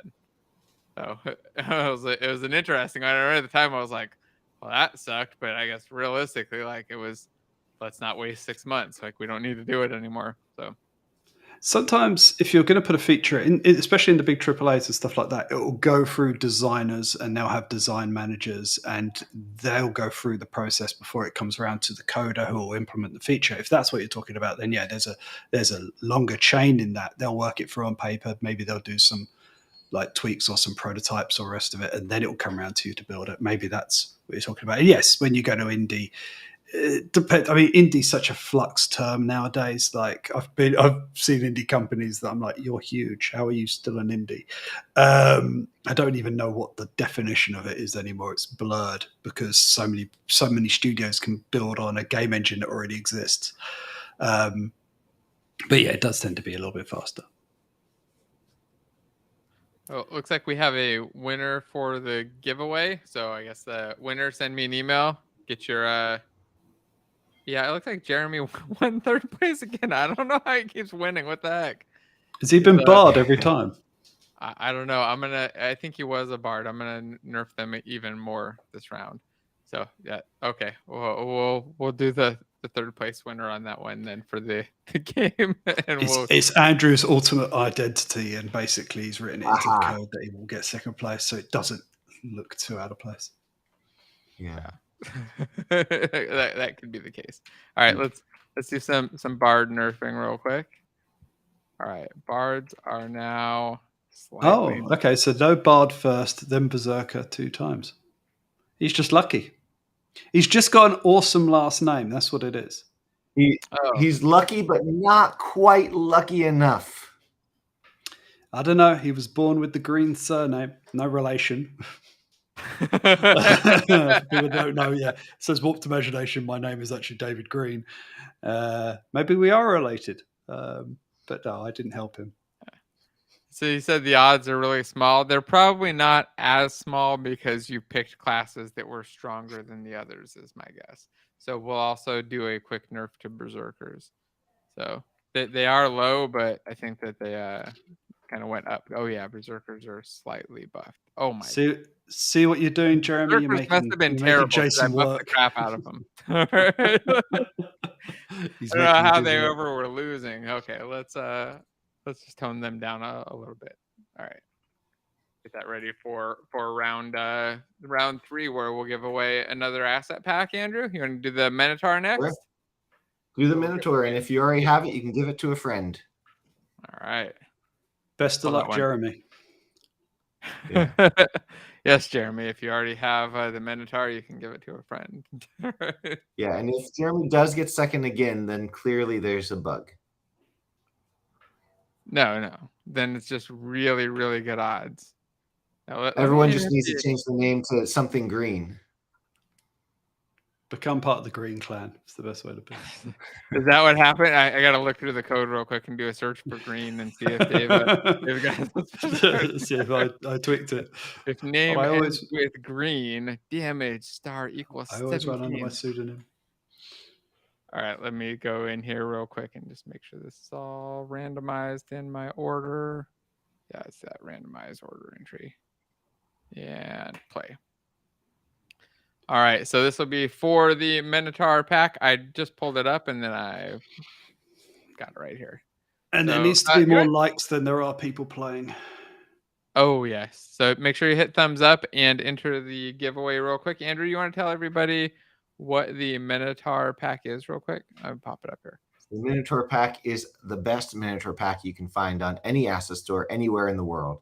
It comes with a cool character with modular wardrobe, a really big axe, and mesh morphing. A bunch of textures all ready to go, so you can just play with them right away, the ones you see on the screen there. But it also the Substance Painter source file, so if you do have Painter, you can create your own textures and modify everything.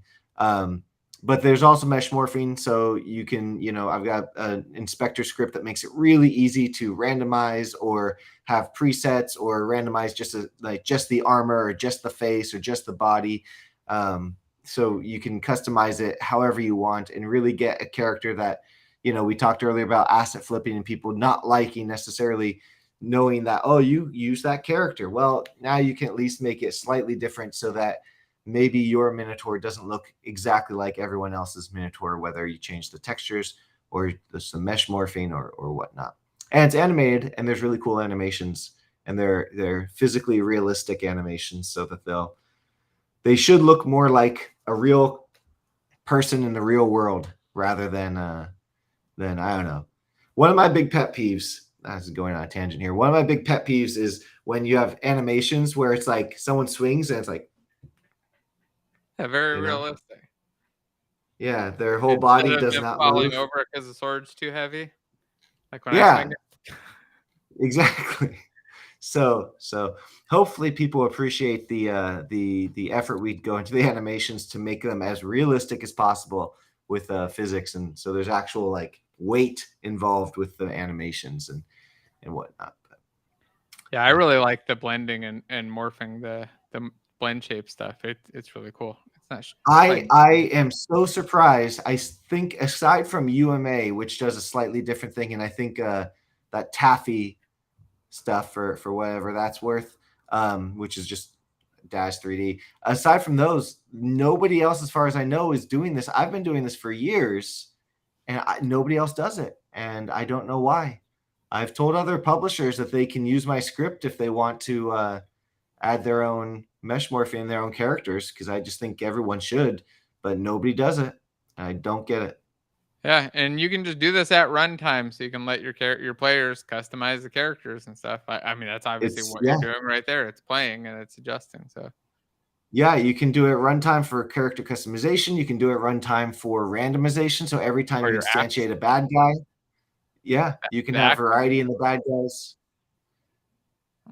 Yeah. Well, if you want to enter to win it, you got a couple seconds to choose your race and class. Berserkers and Bards got nerfed.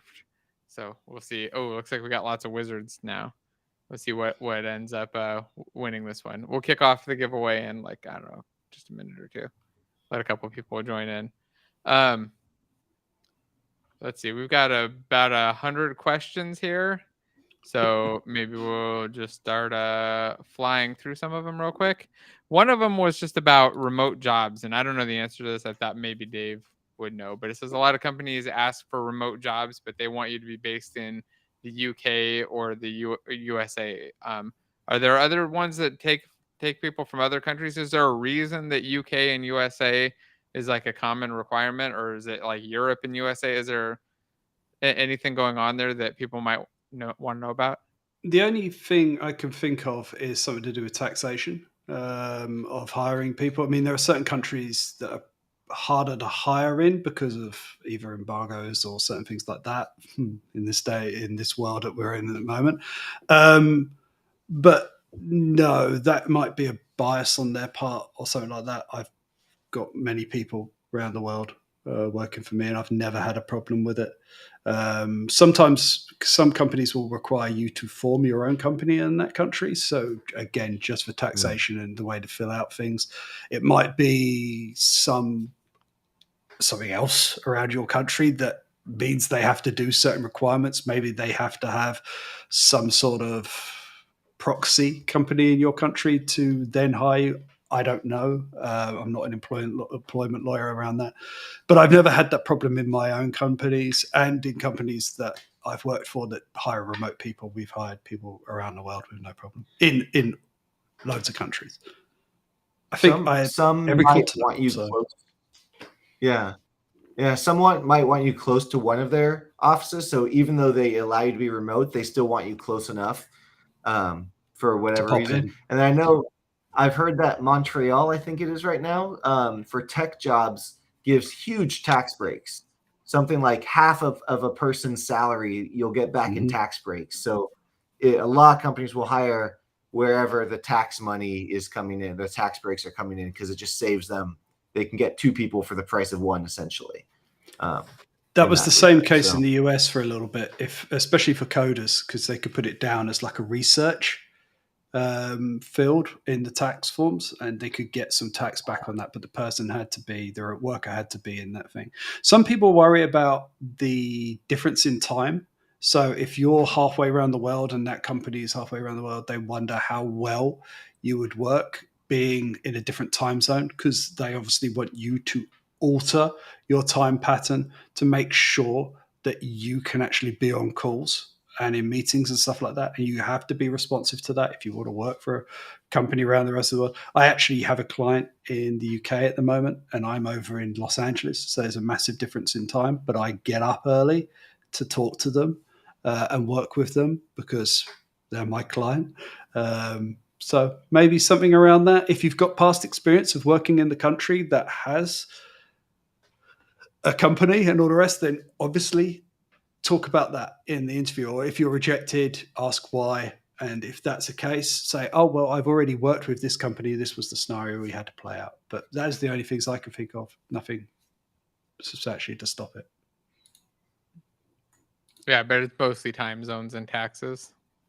The majority of it. And UK is close enough to the eastern seaboard of the US that it probably gets a lot of those companies as well. Like they're in a time zone that works well still. Only a couple hours off. There's some tax haven stuff as well for not haven, sorry, wrong word. Like Ireland? Wrong word. There's some tax breaks for people being contractors in the UK and the USA as well, because of the tax relationship of the two countries. Well, it was when I last looked at it ages ago. So you don't get double taxed and stuff like that. But a lot of that's going to another country to work in that country and living in another country. But there you go. Are you guys want to do this technical question now? It's an easy technical question, but it's one that's confusing for people. If thing is not equal to null, debug log thing, but they're getting null as an output. How does that happen? And remember, this is in Unity, and thing is probably a game object. So what's happening here for anybody who hasn't experienced this, if you destroy an object, you call game object.destroy, or you just call it destroy on a game object, or something causes it to get destroyed. It will get marked as null, but not actually show up that way. At least that's what I assume is happening here. Is that, do you think what's happening? that it's marked as null, but it's not actually deleted and destroyed yet. So it's failing on Correct. the check. Yeah. I don't know why it's failing on the not equals null check though. On the question mark dot check, I would expect, but not equals null. Oh, wait, no, there's the other way. What's that? You got to do that other check, the object reference check, right? I'm getting myself mixed up now. But yeah, I assume that thing is destroyed. If somebody in chat has some thoughts too, maybe I'm mixing myself up in my head. No, I think you're right. Let's move on to something less technical. As Martin says, or it cannot be null. That's a possibility as well, I suppose. Let's see. But then it shouldn't be able to be equated. Anyway, yeah. So many questions here. Oh, here's one I think is kind of interesting. It says, hi there. I'm working with Unity since last August, made some Game Jam games and got great feedback. I'm working as a teacher now, but thinking about switching to GameDev. What should I consider? Both. No, I would just find a GameDev job. Like, I mean, if you're working as a teacher, like start looking around at GameDev positions. They'll pay just as well as a teaching position. At the high end, they'll probably pay quite a bit more. The one thing that's more specific about GameDev jobs is they're a little bit more regional than teaching, obviously, because teachers are pretty much everywhere, and GameDev is a little bit more focused regionally. But with the last year or so, remote positions have been kind of nuts, so there's lots of opportunity there. I would say just get into it and start applying for GameDev jobs to see what you can find. And yeah, I would jump on it. I don't know. What do you guys think? Would you make a jump from teacher to GameDev? No, if you're passionate about it, yeah, why not? Yeah. I mean, especially if you're younger. Yeah, if teachers, it probably depend on where you are, but at least in the U.S., teachers have pensions and stuff. So the longer you're doing it, the better your retirement is. So if you've been teaching for 25 years, you're 40, 45 years old, something like that, 50 years old, then maybe stick with teaching and do game dev on the side. You've got long summer breaks. But if you're young enough, then switching, sure, doing whatever, is your passion. I taught high school for a very short while, many years ago, 15 years ago or something. And I was always jealous of the math teachers. The math teachers had a structure where they didn't really have to do any work after school ended. I was teaching theater and English, so I had shit tons of work to do every day after the school day. I was grading essays, I was doing rehearsals and all this other stuff. Didn't get paid for that. But the math teachers, they would get their students to grade their homework in the class as part of the lesson. And then they would go out and have a beer after at 2:30 every day. And then summers they had off. So be a math teacher and then do indie development on the side, because you'll have so much extra free time. That's interesting. I actually know a few math teachers who became game programmers. A really good game because programmer. They had so much free time and they knew the math. Well, there you go. Somebody You'll from never experience. see an English teacher do game dev on the side. That's fair enough.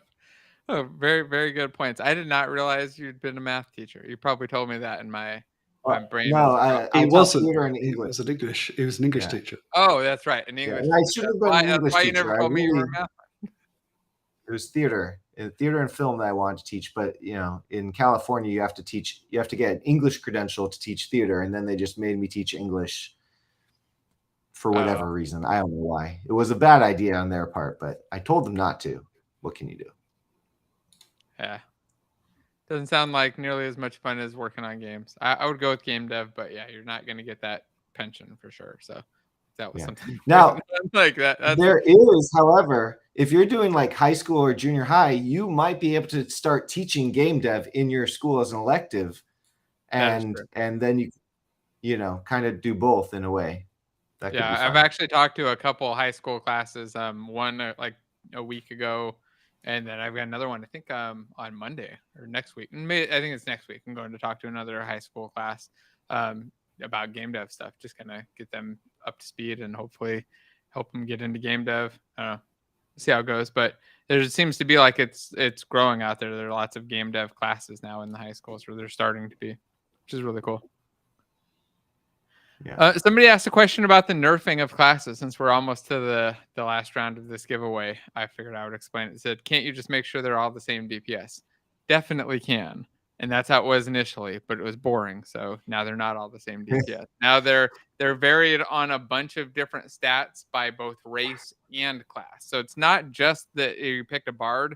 The class matters a lot too. Every class has stat, or the race matters too. Every race has stats. Every class has stats. And every time you win, they go up.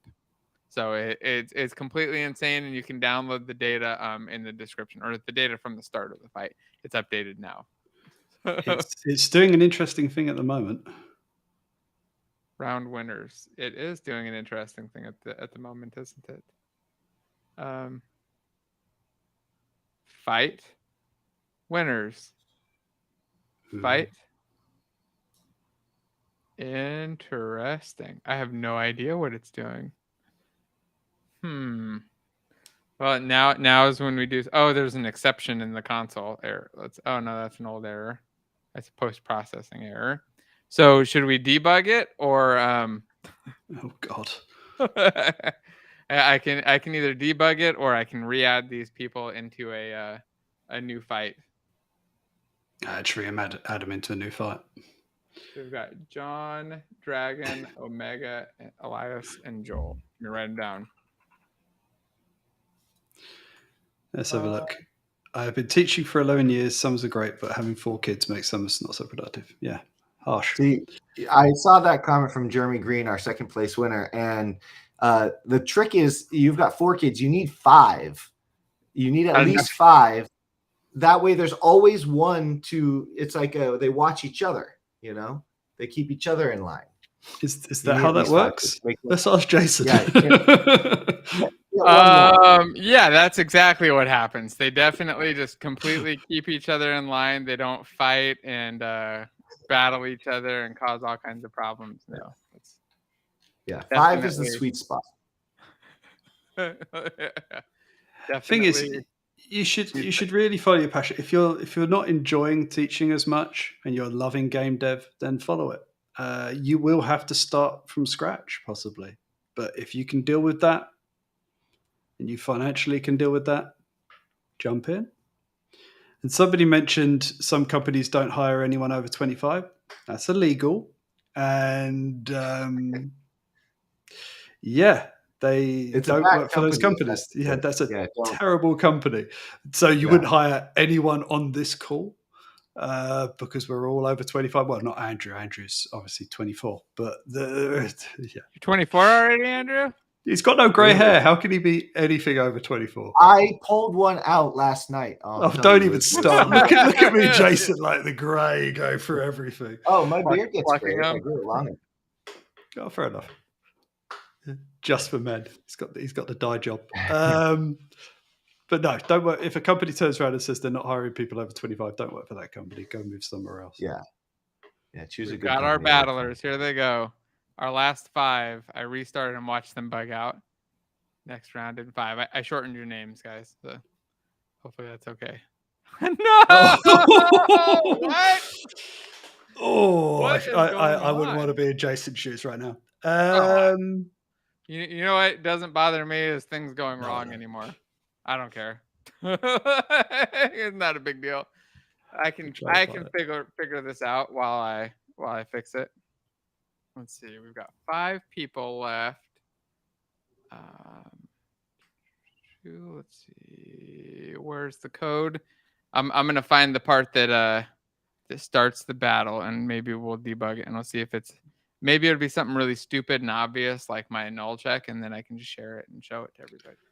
On the part of nerfing that somebody mentioned earlier, and nerfing little bits, this is just one thing you'll do when you're testing your game, especially games like this. You'll run it with loads of people, you'll have fun with it, you'll see if one class is winning over a lot more, they're super powered in certain areas, you'll nerf that down, and then you'll slowly get a decent balance of everything. And then a designer turns up the next day and goes, I want to add a new class into the mix, and it's going to be this, this, and this, and suddenly you're going through the whole process again of getting that all in line.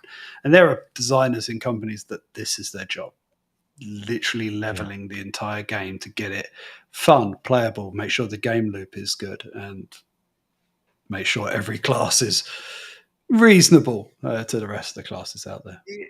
If everything was perfect and everything was evenly balanced, rock, paper, scissors, it would be boring. I think part of the fun about playing these kind of games is to find that one little thing that gives you a little bit of an advantage, or at least feels like it gives you an advantage, so that it's kind of like a puzzle, figuring out how to get the advantage over others and being like, oh, I found this one technique. If I do this, it works really well. And if it works too well, then it will get nerfed in the next update. But that's sort of like gaming the system is in a way, for a lot of people, probably the real game that they're actually playing, just in a world. Yeah, exactly. Going on for some of the other questions, somebody said they came from an applications dev, and they think game dev is a very different mindset. It depends what company you came from, but yeah, I did the same thing. I came from an applications dev company, and then moved into game dev, and had so much more fun building it. But then I was a gamer at the same time, so it kind of worked out for me in that way. I've never done the application side of things. It sounds very different and boring compared to games. It can be. I remember when I was finishing university and they turned around and said that I had aptitude for building databases. And I was like, great. Oh, no. I'm not going to do that for my living. They're like, the banks are just going to call out for people like you. And I'm like, I'm not going to go work for a bank.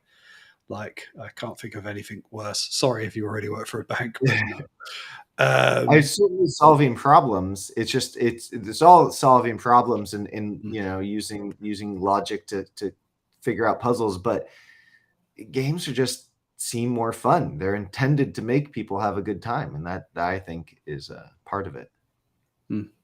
So somebody asked, when do you start marketing a game? This is an awkward one.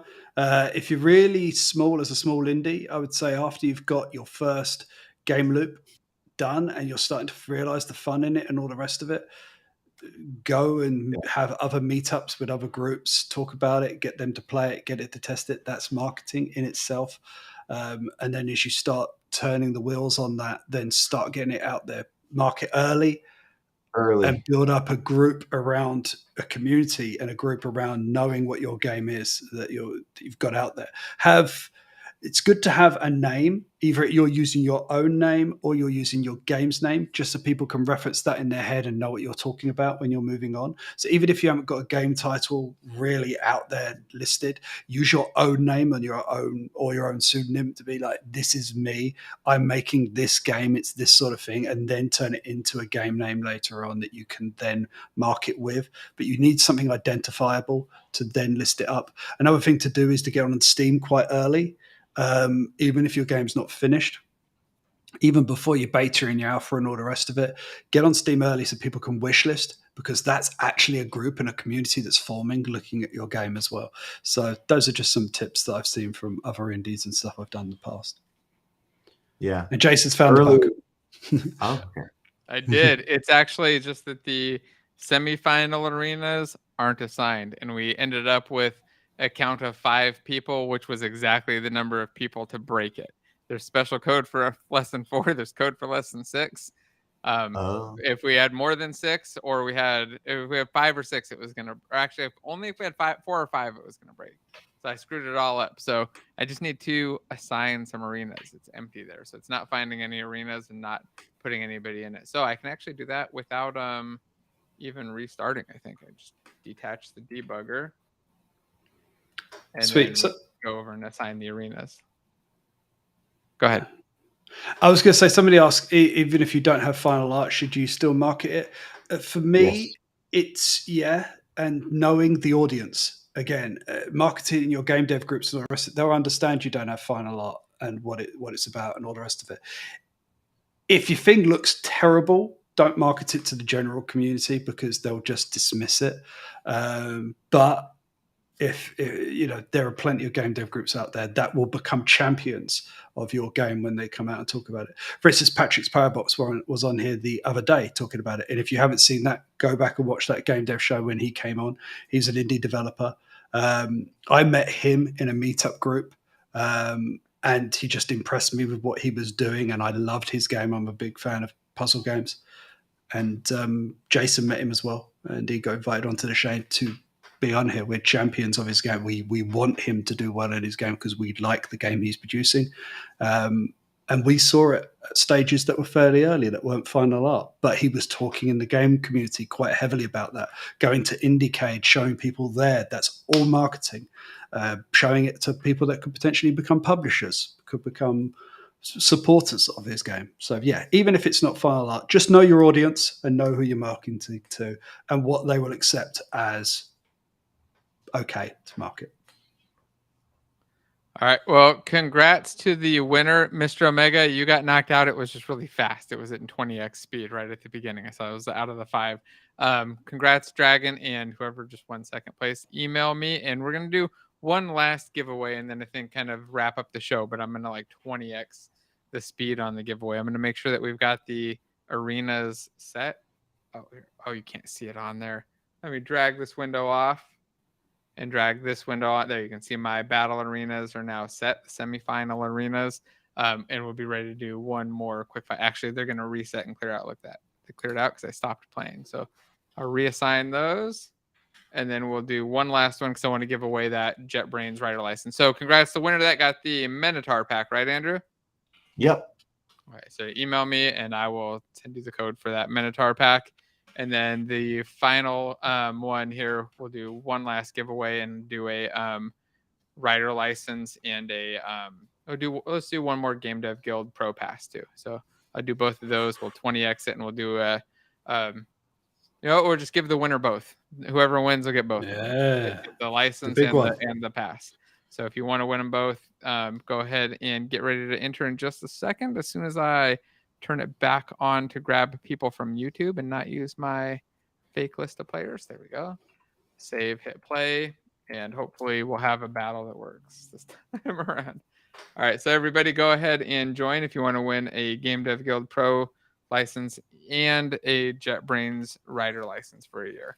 And then we're going to kind of, I think, wrap things up after that. So going to take another question or two while we give people a second to enter. Let's do it. Were there any that stood out that you guys really wanted to answer? Don't know. I've been trying to grab things as we're going on. Yeah. There was one interesting one, a little interesting. Do you think it's important for an indie to have a niche genre or a style to create a brand image, or is it okay to release games that are very different from each other? I think the first part is what I want to focus on. A lot of indie games do have a very unique style or some mechanic or something that might be very specific to that game.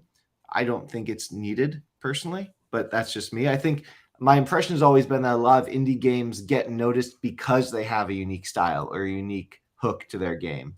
So it might be helpful in that way, but I don't think it's required. No, I agree. I mean, you see a lot of games that do very, very well from the indie scene that don't have a unique genre or a unique style or anything like that. They're just good games that people really enjoy. I mean, that's the thing. We play games to have enjoyment. Is your game enjoyable? And if it is enjoyable and it pulls the players in, then yeah, you don't need to have something unique or niche. When it comes to marketing, obviously it's nice because people can play off it. Reporters want something new to write about when they publicize your game and talk about it. But yeah, it doesn't have to be. There are plenty of games coming out that are doing really well that just riff on something that's already been done, but just put their own little take on it. Yeah. I remember the first time I saw Cuphead, a video with Cuphead, I was like, holy shit, that's really amazing. If that game was a terrible game, though, it would have gone nowhere, right? I mean, an amazing art style. Normal, though, I probably wouldn't have played it. Oh, you think so? It's a weighing scale. Like Cuphead. It was both. It was the combination. Yeah. For me, at least.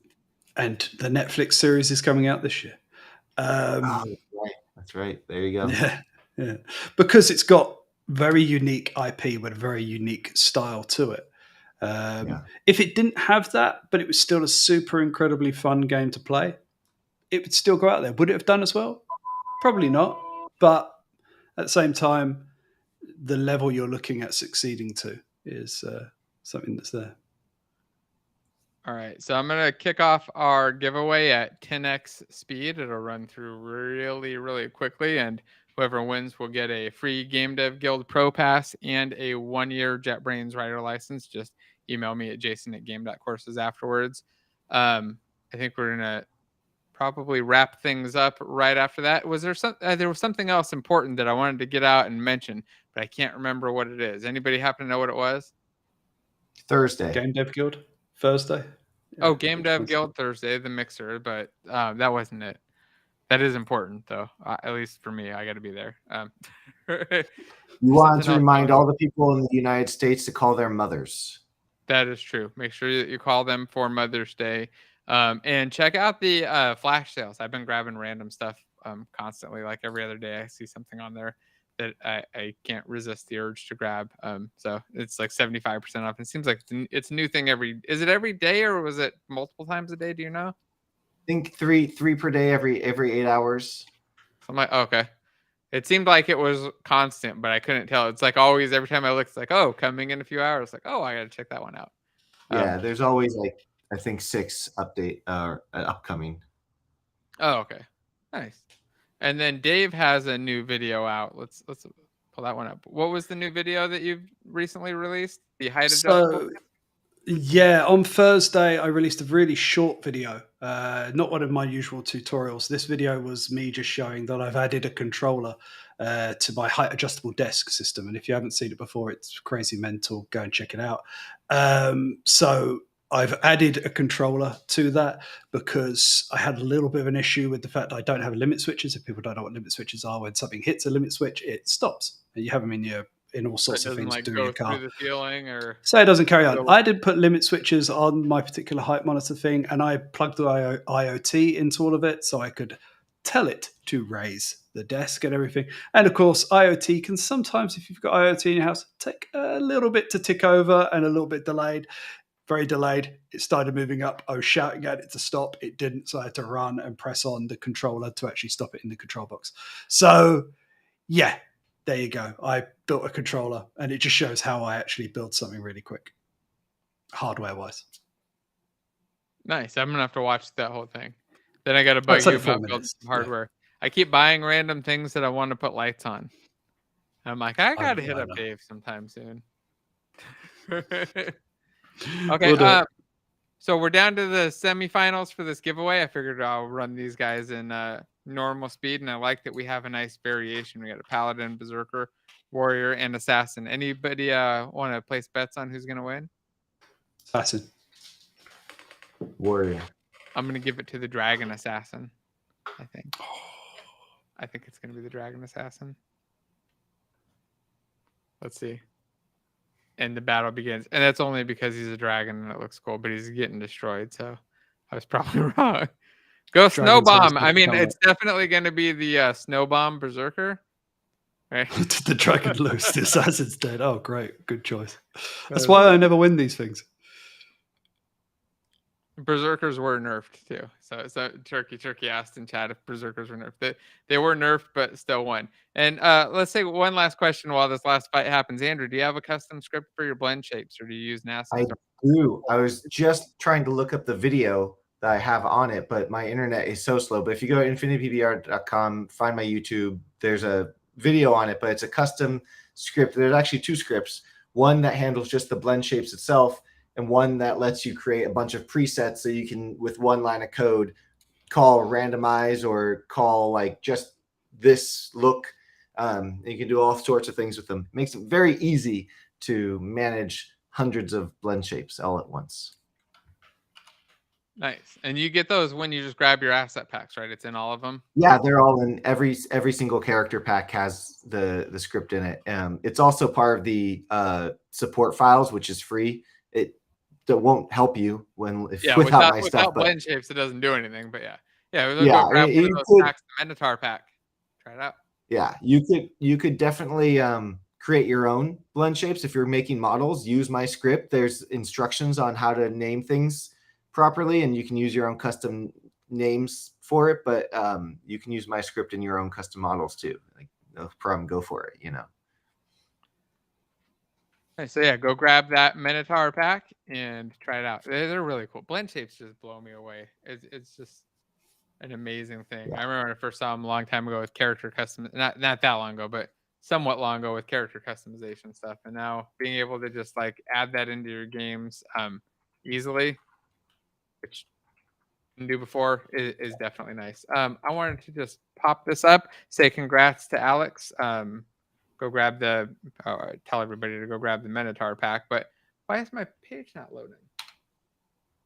There we go. And then congrats on the GameDev Guild conference ticket and the JetBrains Rider code. License. I cannot get my words out. Also, I wanted to just pop up this comment because it was hilarious. The room will never be complete without an RGB chair. I tend to agree. I like to kind of get rid of this chair. It's not very comfortable. The other one that I had wasn't very comfortable either. That one doesn't have RGBs though. Pretty sure Herman Miller has an RGB chair. Just edit. Yeah, we have to put some RGBs on there. We're gonna put them on everything.